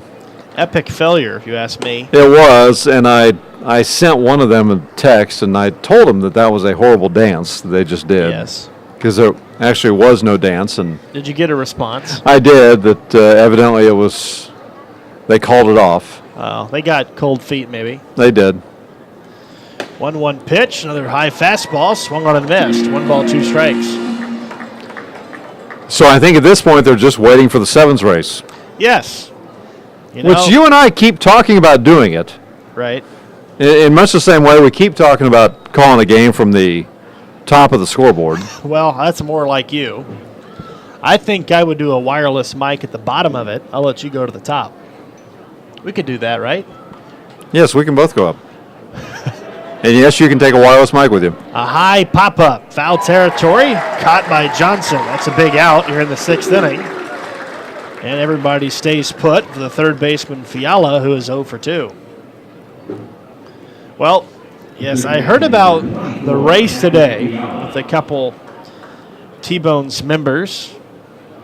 I told one of them in particular that if they do not win that race, that they would never hear the end of it because they've got a good athletic background. So there shouldn't be much of a race there. So I did point out to that same person that last night in the sevens race, one of these sevens bit it and bit it hard. Yeah, right at the end too. Yes. Like 5 feet. Face planted. Yes. And did you notice that was the only one out of the 3 who did not have on the big floppy sevens shoes? I didn't notice that. Yeah, so the one that was just wearing their regular old kicks, the regular old sneakers, was the one that took a nosedive. Foul ball straight back. 1 ball, 2 strikes. Karma, huh? You maybe I think thinking so. you're taking the extra advantage by using your own shoes, and little did you know that you're not supposed to go that fast. So I warned one of the 3 runners today that happened last night, and he's pretty confident that he could probably win it in flip-flops. Another high pop-up. This one will reach the seats. You know, I really like a lot of trash talk because in years past we've realized that when you do that, typically it doesn't work well. I mean, Joe's not here to defend himself, but a couple of years ago it was all about the hot dog contest. Joe talked up a big game that he would eat so many, and I think he was like dead last. Yeah, I think so. And he had some flimsy excuse. High pop-up. Infield fly rule will be in effect if the ball stays fair, but it's caught anyway by Retz. For out number 2, everybody stays put, and that'll bring up the catcher Falsetti, who is also 0 for 2. So, as we were talking about the sevens, and you brought up the hot dog eating contest, but that reminded me that weren't we going to do some big food contest right before or right after running the sevens? Yeah, and I don't think that'd be a very good idea. I think it'd be good on a 91-degree day, don't you? That'd be the day not to do it. Good swing and a foul ball straight back. Falsetti was all over the off-speed pitch. You know, I think we should do that in maybe May when it's not so hot yet. Maybe we could just do it on a October, November day. We'll film it and put it up on the website. Kind of like the Skype interview that we're going to do when I come talk to your school. We put it up there and make the entire school laugh at it. No, just teaching the impressionable kids of how to conduct themselves in a job interview. 1-1 pitch, barely missed the inside edge. 2 balls and a strike. I'm sure you do get a lot of requests to go to schools, don't you? I do. Sorry about that. I do, yes. 2-1 pitch, another high fastball, swung on and missed. 2 balls, 2 strikes. Not a lot of requests to come back, but I get the initial request at least. I find that hard to believe. I can see your last thing that you say. And by the way, don't forget to check out this website to get your next You know what? order. I've never done that. 2-2 pitch, foul out of play. I can see you not doing that. And it depends on what the group wants and to determine what we do. But generally, I'll bring some books and kind of show them that, here's this schlep who did poorly in English. And look at this, and this. Well, Hodges works himself out of some big trouble in the 6th. After runners at first and second, nobody out. He strikes out a batter, gets a couple of infield pop-outs, and he gets through the 6th unscathed. We head to the bottom of the 6th. Kansas City with a 6-2 lead. Back after this on the T-Bones Broadcasting Network. It's always good to know that great doctors are close by. In fact, the great doctors of Providence Medical Center are right down the street from the ballpark at 89th and Parallel. Count on Providence when you need 24/7 emergency services, an accredited chest pain center, or specialized orthopedic and sports medicine services. Providence Medical Center is proud to be the official healthcare partner of the T-Bones. Learn more at providencekc.com. At Community America, we're redefining wealth.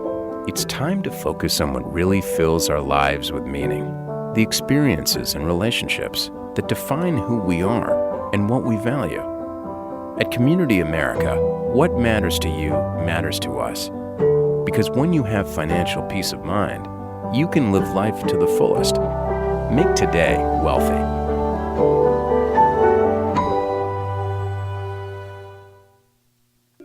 I loved when the ice cream truck came around as a kid. The familiar music and the cool treats on a hot summer afternoon. What's your happy place? Have a Frosty Treats ice cream truck at your next corporate or private party. FrostyTreats.com.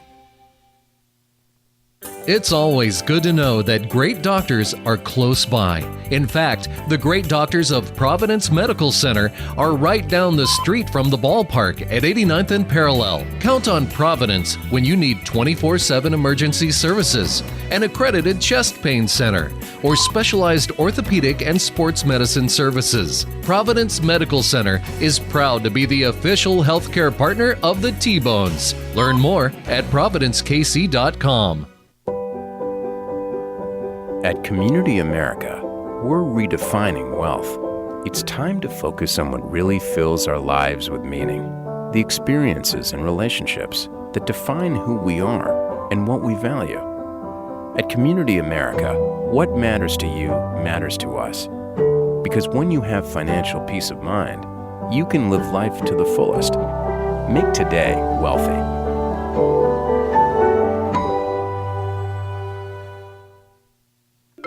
I loved when the ice cream truck came around as a kid. The familiar music and the cool treats on a hot summer afternoon. What's your happy place? Have a Frosty Treats ice cream truck at your next corporate or private party. FrostyTreats.com.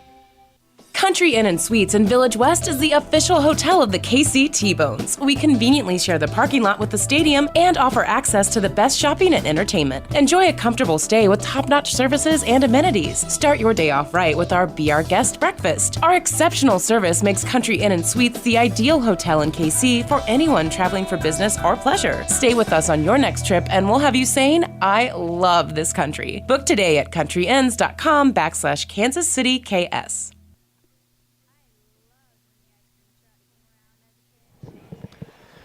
Welcome back, Community America Ballpark, live in Kansas City, Kansas. Bottom of the 6th inning.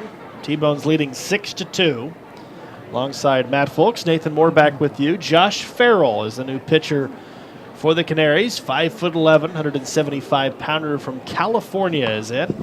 And the very first pitch, Tyler Massey got one way in on the hands and grounded it kind of awkwardly right back to the pitcher with a 1-3 put out, 1 up, 1 down in the 6th inning. So we have seen our first call to the bullpen. And the Canaries still have a little bit of light throwing going on in their pen. So it'll be interesting to see what their plan of action will be the rest of the way. Kansas City's bullpen is very, very relaxed. You've got probably Hootie Wade and one other being out there. Matt, you probably got better vision. That pitch barely missed outside, 1-0.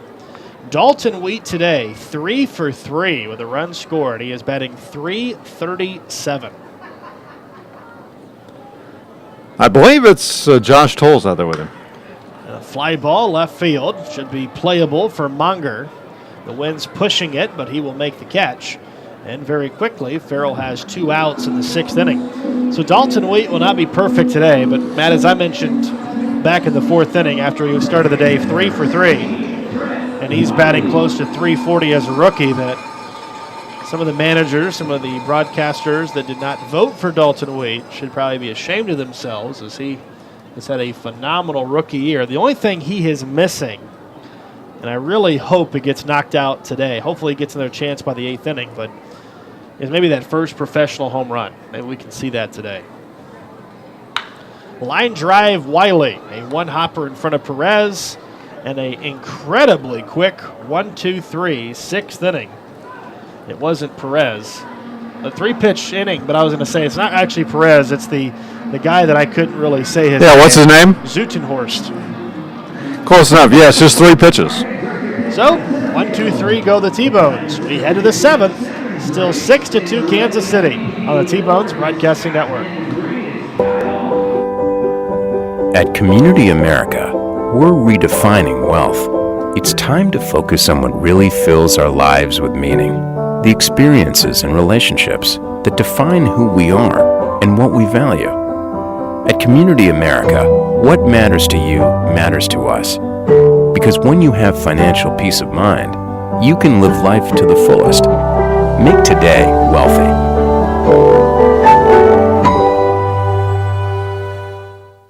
Heathwood Oil Company was the first independently owned oil company in Kansas City, and they're now one of the oldest continuously family-owned oil companies in the Midwest, featuring Citgo lubricants. With a current bulk storage capacity of over 250,000 gallons, they have the products you need. Let Heathwood and Citgo design a Citgo lubricants program to reduce cost and increase production. Call 913-321-1764 or email sales@heathwoodoil.com. Heathwood and Citgo, your lubrication specialist since 1926.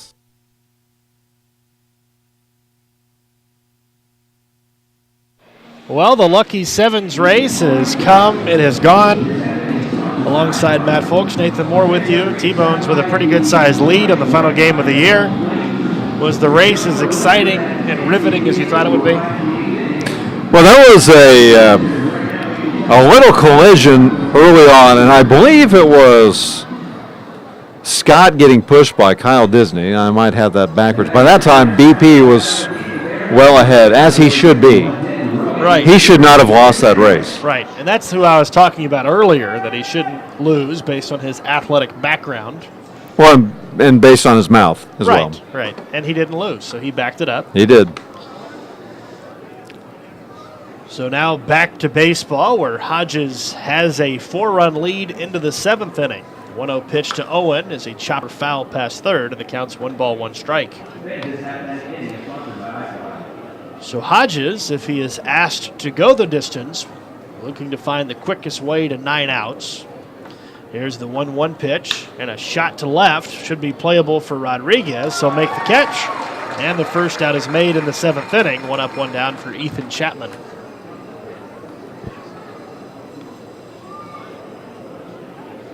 So Hodges really asked to go a little bit extra today. It really hasn't hit his pitch count anyway. He's been very, very consistent, very efficient, but continues to throw a lot of strikes. He does, and I don't think you ever got around to the congratulations, did you? You looked for it in the notes. Right. Well, I didn't really want to bring it up. I didn't bring it up all night last night until you actually brought it up. So I didn't bring it up again today. In regards of Jordan Cooper, I said yesterday it was just a late scratch. And then you went. I mentioned it, yeah. I told why. You went more in detail. Here's a high pop-up, shallow center. Frias goes out and drops it. That'll be an error on Frias as Massey was coming in. That's Massey's ball, Matt. He didn't call off Frias. Frias kind of lounging out, drops it, and it'll be a one-out E6. Yeah, we talked about the wind blowing out that way. It's, there's a little bit of a sun, but Frias just kept trying to drift with the ball. He didn't try to go to a spot and wait on it. But you're right. It's especially with that wind blowing out, that should have been Massey's, but Frias seemed to have a beat on it the whole way and just dropped it. So each team now with 2 errors in the game, and now Hodges will have to throw extra pitches in this inning because of that error as he faces Taylor. Swing and a miss. I say Taylor because yes, it's not Jake Taylor. Who is it, Nate? Zutenhorst. Taylor Zutenhorst. There you go. So yesterday, Jordan Cooper, a late scratch because of good reasons. And I didn't really want to say anything on the air because I didn't know all the information, but they did have the baby girl yesterday. Everybody's healthy. Everybody's healthy. Everybody's happy. Is there a name? Can we announce a name, or is there not a name yet? I'm sure there's a name. I'll let you know. Okay. I got a text about it earlier, and we'll see. 1 ball, 1 strike, the pitch. It's a high pop-up on the infield. Pop-ups have been a problem today. This one, Wiley will not make a problem. He'll make the catch, out number 2, and that'll bring up the other Jake Taylor, who is 0 for 3. Blakely Jean Cooper. Blakely Jean Cooper. Okay. She was born yesterday. 7 pounds, 5 ounces, 20 and a half inches. I know they were excited about that a long time ago, as they should be. Yeah, it's their first child, and so congratulations to Jordan and Camry.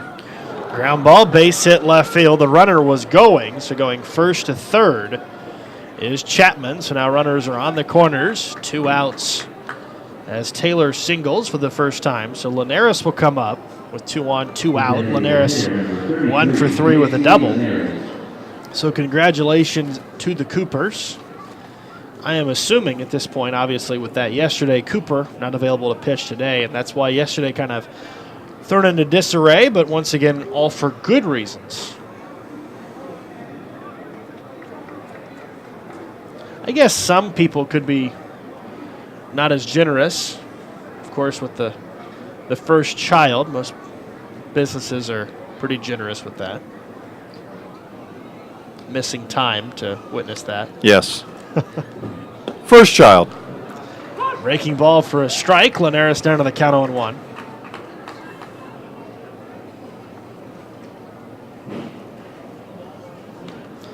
Jordan was a big contributor to the rotation this year, and he is another one where the question marks beyond this year are there. Here's a fly ball center field. Pretty well struck.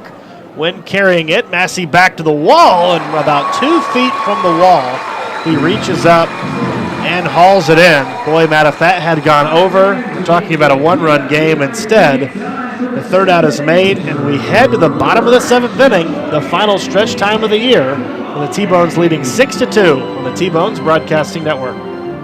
It's always good to know that great doctors are close by.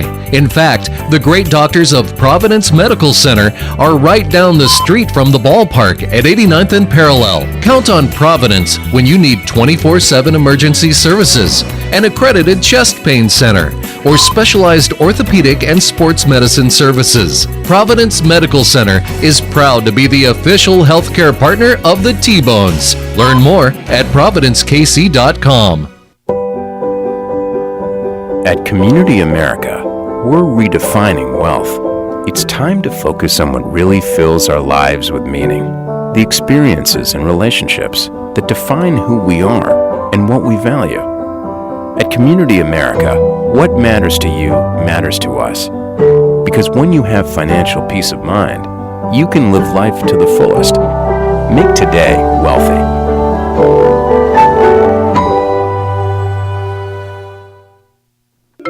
I loved when the ice cream truck came around as a kid, the familiar music and the cool treats on a hot summer afternoon. What's your happy place? Have a Frosty Treats ice cream truck at your next corporate or private party. FrostyTreats.com.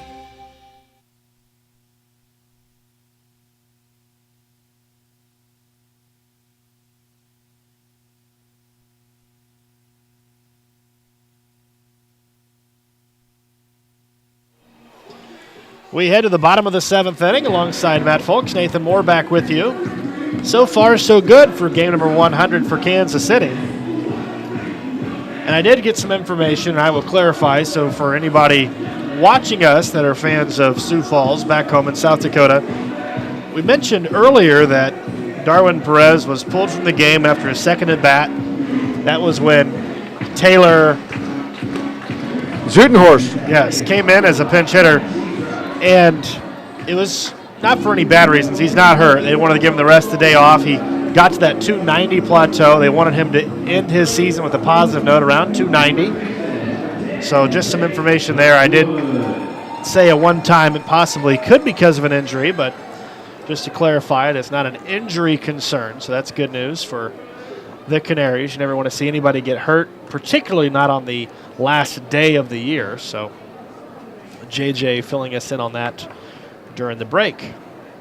So bottom of the 7th, Kansas City will be seeing yet another new pitcher, and this time in out of the bullpen is Madison Bohr, 6'4", 215-pound right-hander from Minnesota, and he throws a first pitch strike to Blackwood. Jake 0 for 3, lined out, flied out. He's also grounded out, and an off-speed pitch swung on and missed, nothing at 2.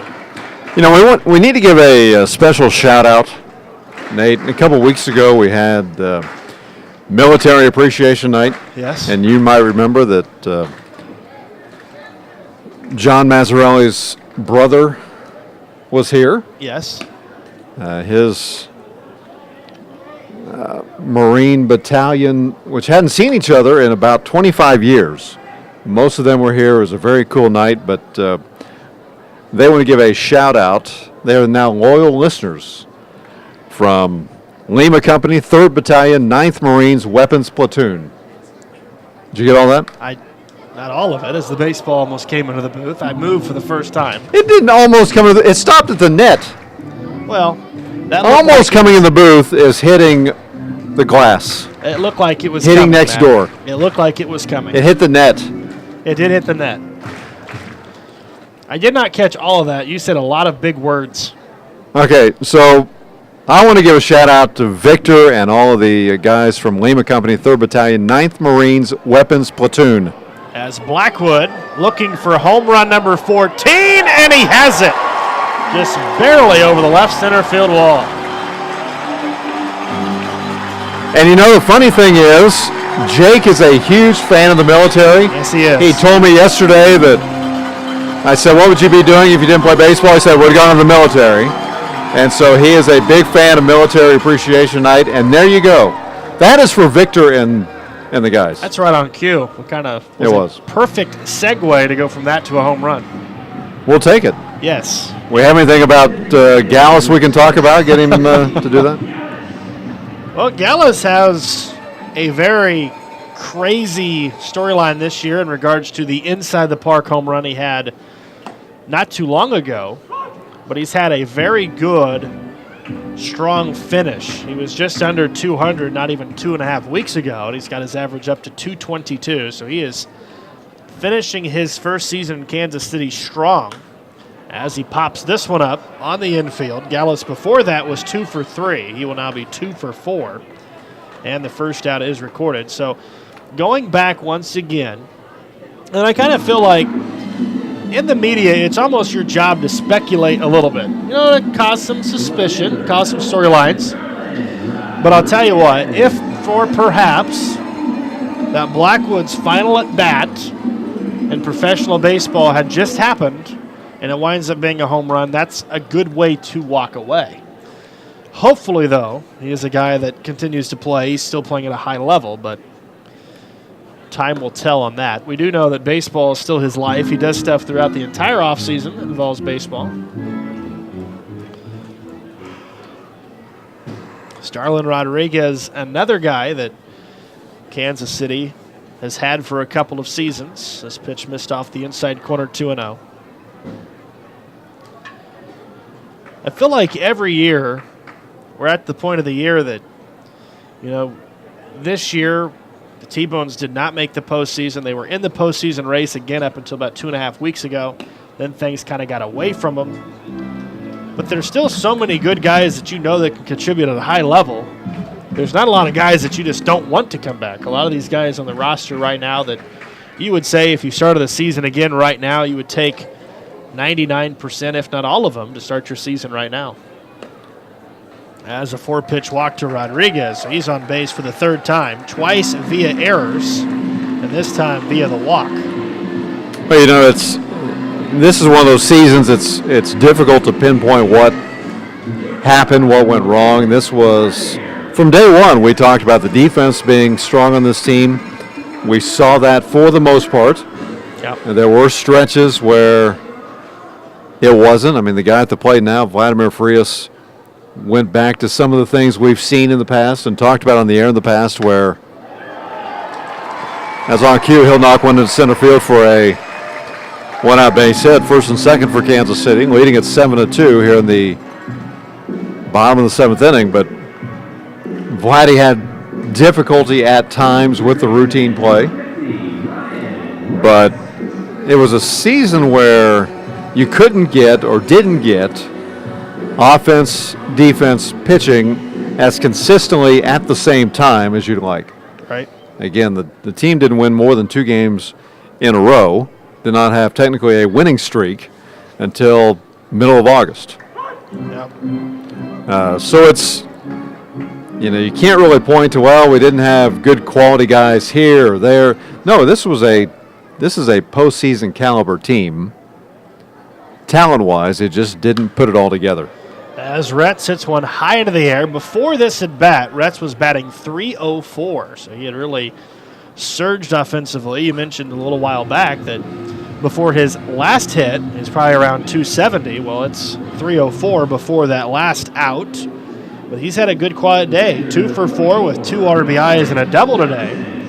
And now 2 outs for Nolan Johnson, who is 1 for 3 today with a run scored. Every single hitter today has either drove in a run or has scored a run or at least has had a hit. So every single player has done something out of the 9 quote-unquote starters, of course taking away Johnny Shuttlesworth, considering he did not actually get an at-bat.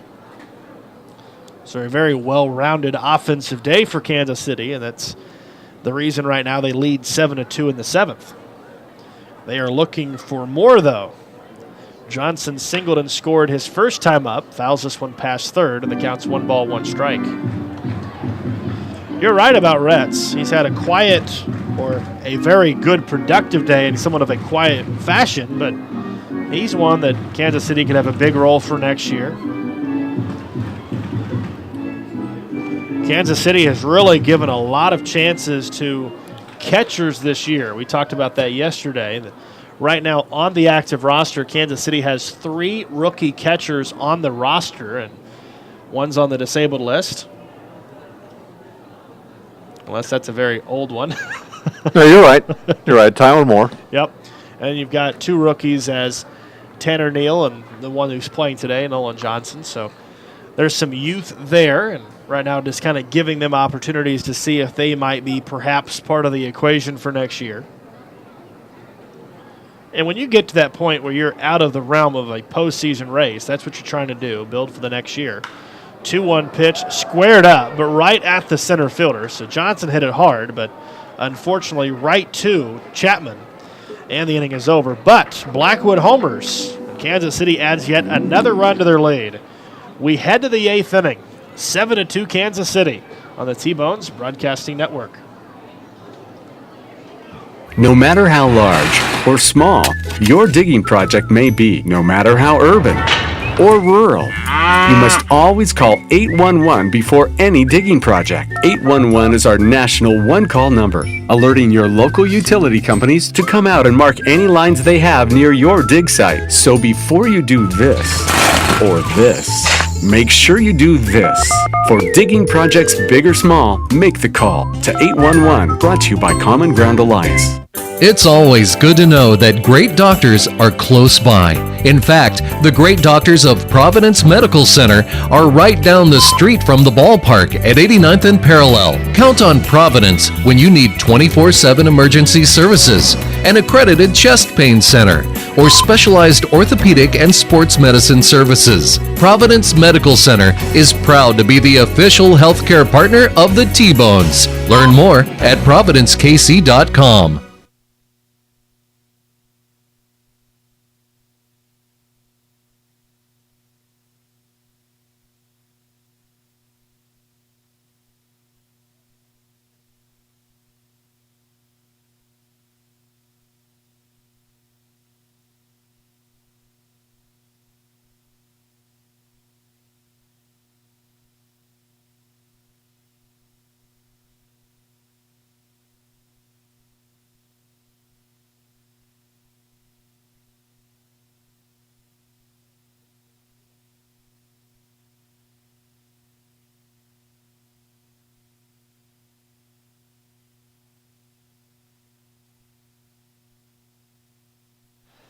We head to the 8th. Kansas City leads by 5, 7-2, alongside Matt Folks. Nathan Moore with you. Final game of the year.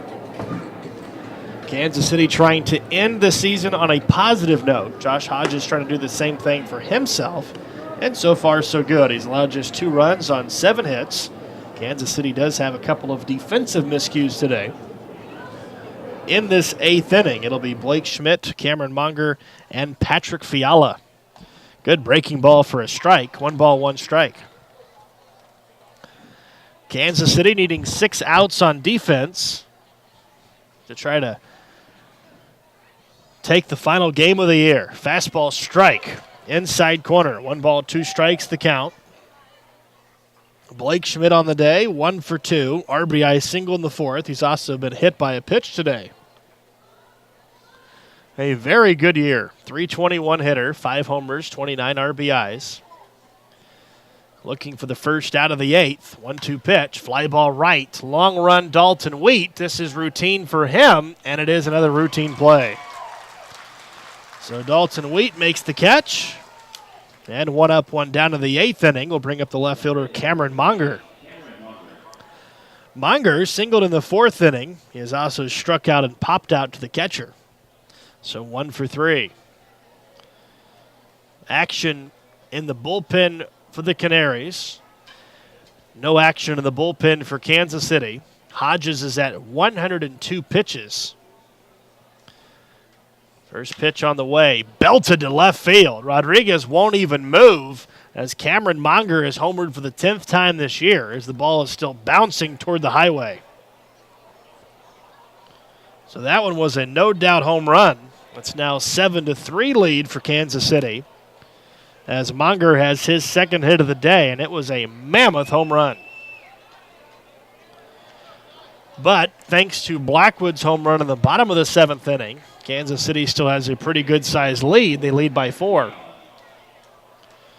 Patrick Fiala, 0 for 3 to the plate. And the first pitch to Fiala is a fastball strike. So we've already mentioned in great length in regards to the bullpen. Not really a lot of places to go.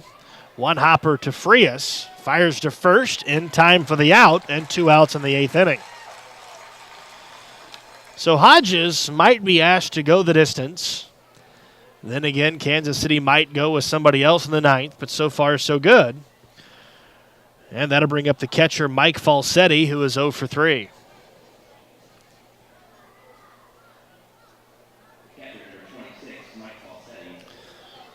Falsetti today has struck out twice. He has also grounded out. First pitch on the way. And the breaking ball is low.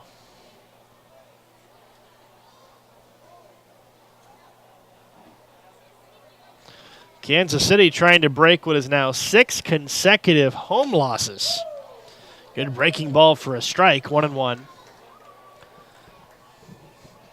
Not the way Kansas City wanted to end their year. Not the way that John Massarelli wanted to end his third season as the skipper. 1-1 pitch, fouled straight back. 1 ball, 2 strikes.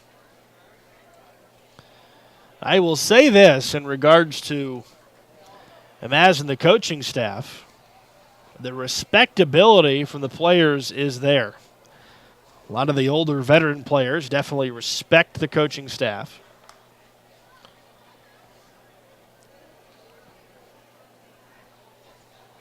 Maz earlier this year won his 850th career game as a skipper. Swing and a miss, down he goes. So Falsetti strikes out. Hodges pitches through the 8th inning. And we head to the bottom of the 8th. Kansas City leading it 7-3. Back after this on the T-Bones Broadcasting Network. It's always good to know that great doctors are close by.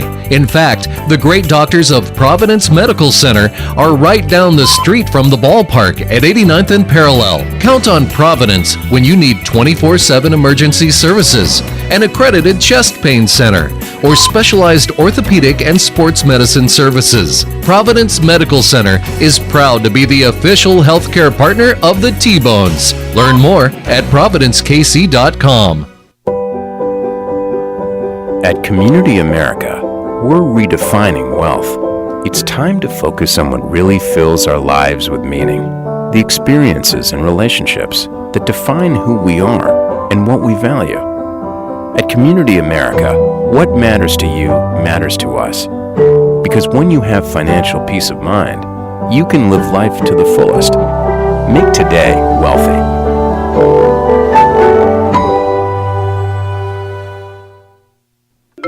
I loved when the ice cream truck came around as a kid. The familiar music and the cool treats on a hot summer afternoon.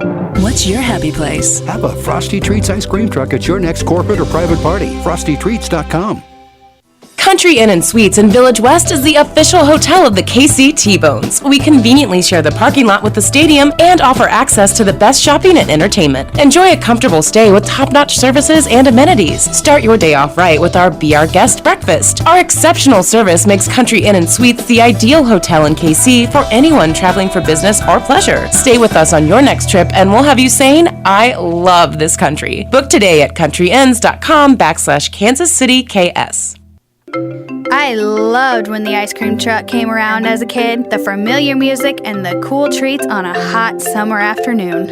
What's your happy place? Have a Frosty Treats ice cream truck at your next corporate or private party. FrostyTreats.com.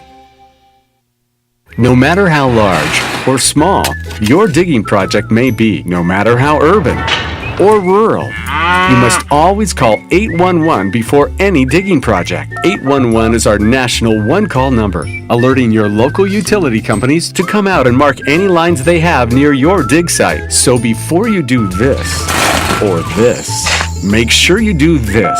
For digging projects big or small, make the call to 811, brought to you by Common Ground Alliance.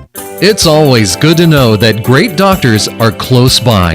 In fact, the great doctors of Providence Medical Center are right down the street from the ballpark at 89th and Parallel. Count on Providence when you need 24/7 emergency services, an accredited chest pain center, or specialized orthopedic and sports medicine services. Providence Medical Center is proud to be the official healthcare partner of the T-Bones. Learn more at providencekc.com. We head to the bottom of the 8th inning. Nathan Moore back with you. 7-3 lead for Kansas City. Final game of the year. We have Billy Waltrip coming in to pitch for the Canaries. Top third of the order, Massey, Wheat, Wiley, scheduled hitters for KC. And a first pitch strike to Massey. Massey 1 for 3. Homered in the first inning. Walked and scored in the second. Here's the 0-1 pitch and a foul ball straight back, and very quickly, Massey behind in the count, no balls, 2 strikes. A score update from Minnesota. The Royals have reclaimed a 5-4 lead. That game is in the bottom of the 6th inning in Minnesota, first game of the 3-game series. Ground ball short, tough play Schmidt. He has it, over to first, bad throw, but a tag is applied, out number 1. So 1 up, 1 down in the 8th inning. That'll bring up Dalton Wheat. Dalton Wheat, 3 for 4, 3 singles and a fly ball to deep left. This perhaps might be his final at bat of the game and of the season. Wouldn't it just be storybook if he could come through and pick up that first professional home run of his career? First pitch on the way, and it hit him. Well, that's not going to happen. It's a leadoff hit by pitch in the 8th, or a one-out hit by pitch to Wheat. And now that'll bring up the second baseman, Brett Wiley. That will bring up Wiley. Wiley on the day, 1 for 4. 2 RBI single in the second inning.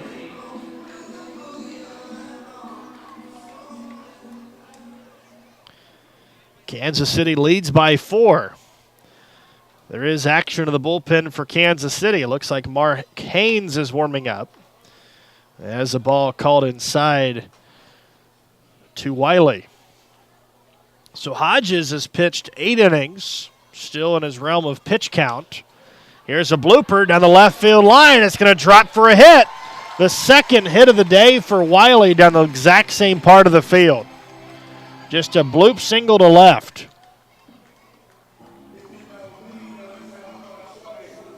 So Wiley, for the second time today, bloops a hit to left field. And here comes Jake Blackwood. He homered last inning to lead off the 7th inning. And now he comes up with runners at first and second.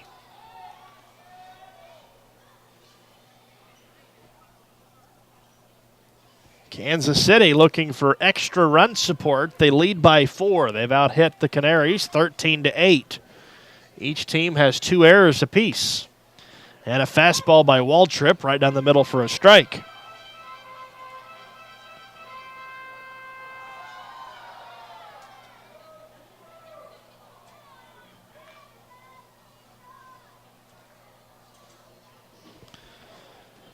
The 0-1 pitch, lined into center field. Here comes Chapman. He runs it down. So once again, Blackwood couldn't have hit it any harder, but right at the speedy Chapman.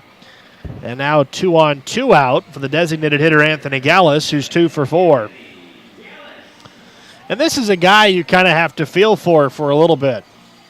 Gallus has played this season pretty much injury-plagued and still has had a very good year. 16 home runs, 48 RBIs. Yes, you would like to see that average about 40 to 50 points higher, but he still has a lot of power in the bat. Big swing and a miss. And the count's 0-1.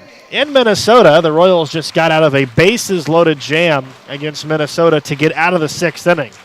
That game has now moved to the 7th inning. It's now Kansas City 5, Minnesota 4. So that is good news there as well. Foul ball, straight back, 0-2 on Gallus.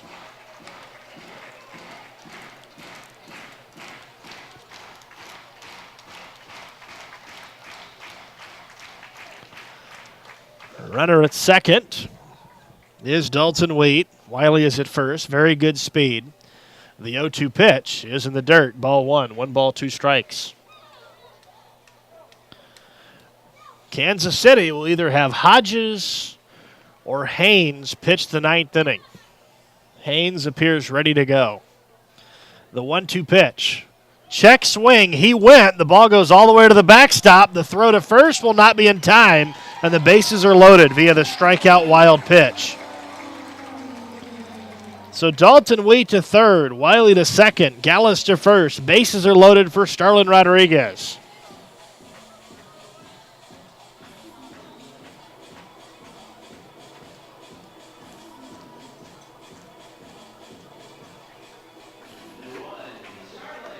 Starlin Rodriguez is the only hitter in the lineup for Kansas City who does not have a hit. He is 0 for 3. He has walked. He has scored twice.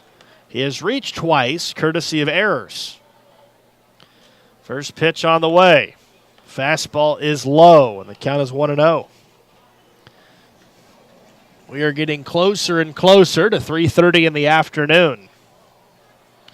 Kansas City trying to win the final game of the year. Way inside ball 2, and all of a sudden, Waltrip can't find the strike zone.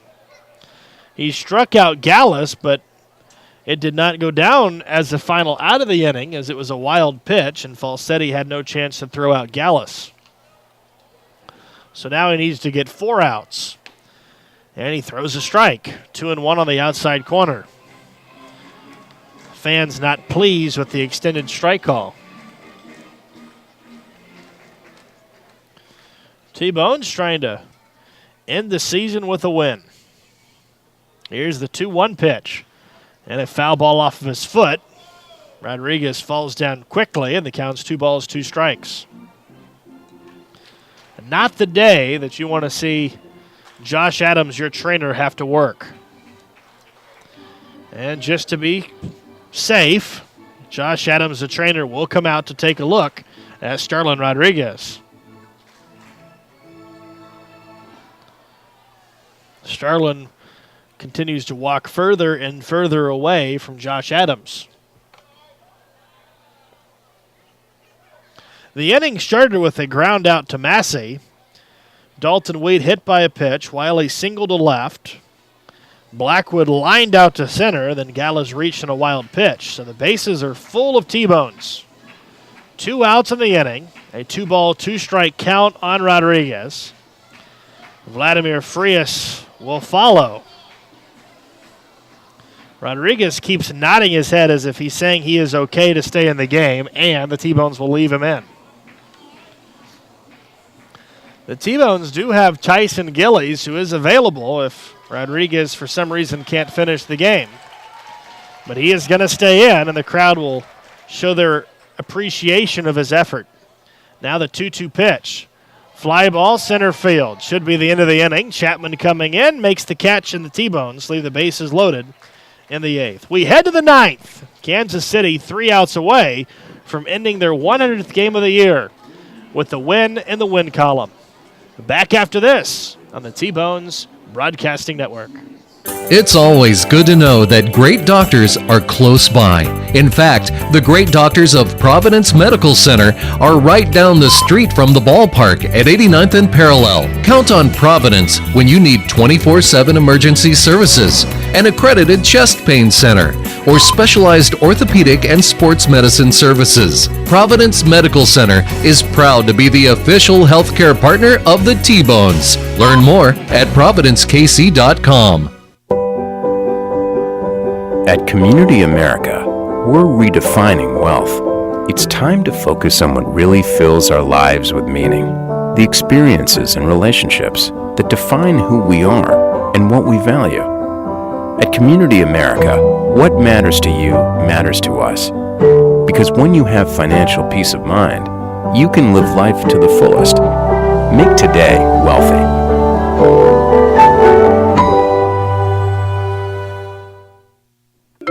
I loved when the ice cream truck came around as a kid. The familiar music and the cool treats on a hot summer afternoon. What's your happy place? Have a Frosty Treats ice cream truck at your next corporate or private party. FrostyTreats.com. Country Inn & Suites in Village West is the official hotel of the KC T-Bones. We conveniently share the parking lot with the stadium and offer access to the best shopping and entertainment. Enjoy a comfortable stay with top-notch services and amenities. Start your day off right with our Be Our Guest breakfast. Our exceptional service makes Country Inn & Suites the ideal hotel in KC for anyone traveling for business or pleasure. Stay with us on your next trip and we'll have you saying, I love this country. Book today at countryinns.com/Kansas City KS. I loved when the ice cream truck came around as a kid. The familiar music and the cool treats on a hot summer afternoon. What's your happy place? Have a Frosty Treats ice cream truck at your next corporate or private party. FrostyTreats.com.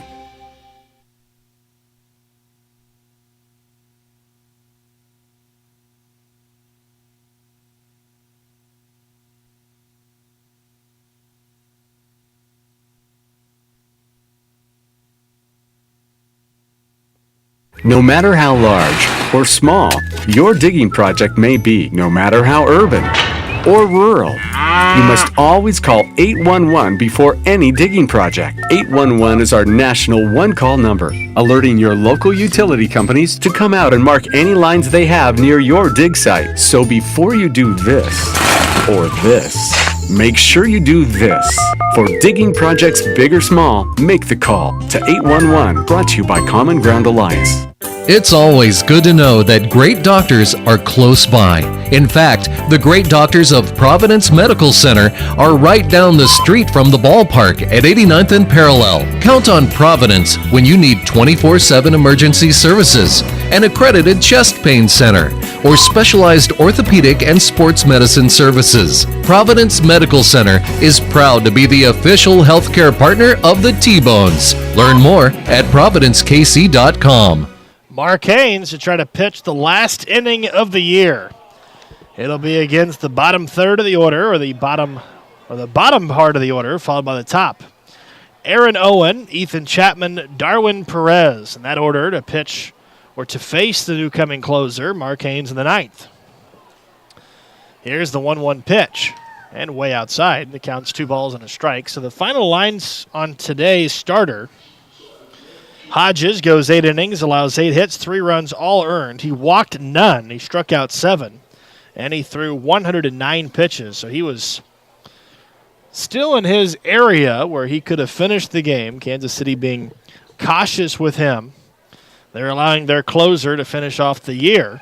Breaking ball, line drive to Retz. One hopper, sets his feet, over to first, 1 away. Good defensive play by Ryan Retz at third base. That ball was smashed, and Retz did not give an inch.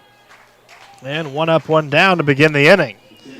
Kansas City 2 outs away from sending this nice crowd, home very happy in the ninth. That'll bring up the center fielder Ethan Chapman, who is 1 for 4, singled in the 5th. That has been the only time where he has reached with a hit today. He did reach with an error in the 7th inning. That was charged to Vladimir Frias, the second error KC had. And Haynes' 89-mile-per-hour fastball missed inside. Top of the 9th inning, 7-3 lead Kansas City. T-Bones trying to win their final game of the year. Haynes' 1-0 pitch, and a fastball just barely missed outside. It's 2-0.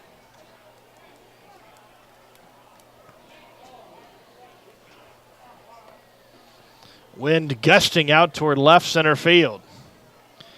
Haynes with a big lead, just trying to get the final 2 outs. Really just needs to find the strike zone. Here's the 2-0 pitch. And he missed again. Ball 3. 3-0. So 3 balls, no strikes. Mark Haynes having some issue with the strike zone. Last night, Haynes allowed 2 runs in the 9th inning. Kansas City would lose by 4. Haynes coming set. Here's the 3-0 pitch. And he walked him on 4 pitches. Not what you want to see with a 4-run lead.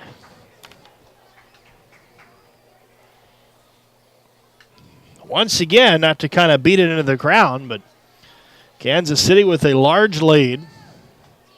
You are talking about the final game of the year. Trying to go out on top is Kansas City. Sioux Falls just trying to get back home. See if Hodges can find or Haynes can find the strike zone, and the answer is no. 5 consecutive pitches have missed.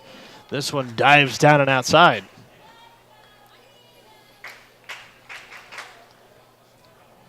One on, 1 out, looking for a double play. And another one way outside. So, boy, Haynes is just all over the place. 6 consecutive pitches, and none of them have been close. 10 pitches in the inning, and Kansas City has removed their starter to give Haynes an opportunity to be the final pitcher this year to pitch at this ballpark. Haynes is set, looks in, runner goes, 2-0 pitch, hit high into the air, right center field, carrying deep, and Massey misplays it. It hits the top of his glove, and everybody's safe. Over to third goes the runner Chapman, and now runners at second and third, and still just 1 out. Boy, we have seen that play this year over and over and over by Massey, but this weekend it has not been his strongest defensive weekend of the year. He has been overshadowed in sorts by Chapman. That is ruled an error. That is the third error charged to Kansas City today. And Mark Haynes, who has thrown 11 pitches, is on the verge of allowing Sioux Falls back into the game. Here's the pitch, and a fly ball foul out of play to the right side. Strike one on Jake Taylor. So instead of 2 outs, there is still just 1 out. And instead of a double play opportunity, there is no such double play opportunity here. Second and third, 1 out. Runners in scoring position, second and third. And the 0-1 pitch. Fly ball. This one should be much easier for Massey. He's underneath it, makes the catch. Runner will score. The throw goes toward third. And the second out has been made, but the third run of the game, make that the 4th run of the game for Sioux Falls, comes in to score. So it is a sacrifice fly. And it's now 7-4 Kansas City. But the T-Bones are 1 out away from ending the season with a win. J.C. Linares, 1 for 4, doubled back in the 6th inning. He has flied out 3 other times. Kansas City 1 out away from ending it in a good way. Haynes is set. Look on the way. Way outside with the fastball. Kansas City at 41-58. The Canaries at 40-59. They are trying to avoid their 60th loss. Haynes looks in, checks the runner, the 1-0 pitch. Line drive, base hit in center field. This will score a run. It's now going to be 7-5, and just like that, the potential tying runner comes to the plate for the Canaries. So the error of this game in this inning is just continuing to give the Canaries a chance to come all the way back. A 2-run 9th inning. For back-to-back games, Haynes has allowed 2 runs in the 9th. And now Blake Schmidt, a dangerous hitter who's 1 for 3, is up at the plate. 7-5 lead now for Kansas City. Mark Haynes really laboring a bit here in the inning. Needing 1 more out. Has needed that out for a while. The pitch on the way. And not even close. Way inside, almost hit him, and the count's 1-0. So things getting shaky here in the 9th. And what was once a very quick game has really gone slow here in the last inning and a half. Haynes comes set at the belt, and the 1-0 pitch is swung on and missed. Schmidt was looking to tie the game, and the count is 1 ball, 1 strike. Schmidt does have 5 home runs. He wouldn't be classified as a home run threat, perhaps, but he does have power. 29 RBIs. He is more of a line drive hitter. Haynes looks in. The 1-1 pitch is right down the heart of the plate. Strike 2 called, and the count's 1-2. And the Canaries are perhaps down to their final strike.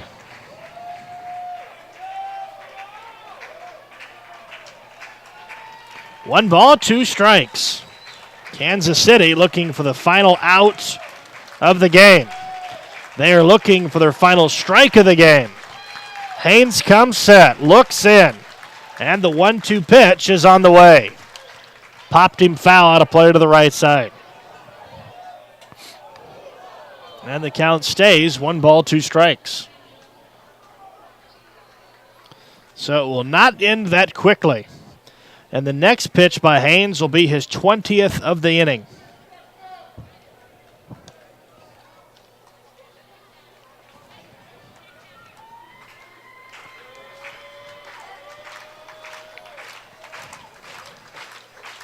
The crowd getting behind Haynes. They want the game to end with a jubilous sensation. Haynes comes set. He wants to end the game himself. The 1-2 pitch is another foul ball. And the inning and the at-bat will continue.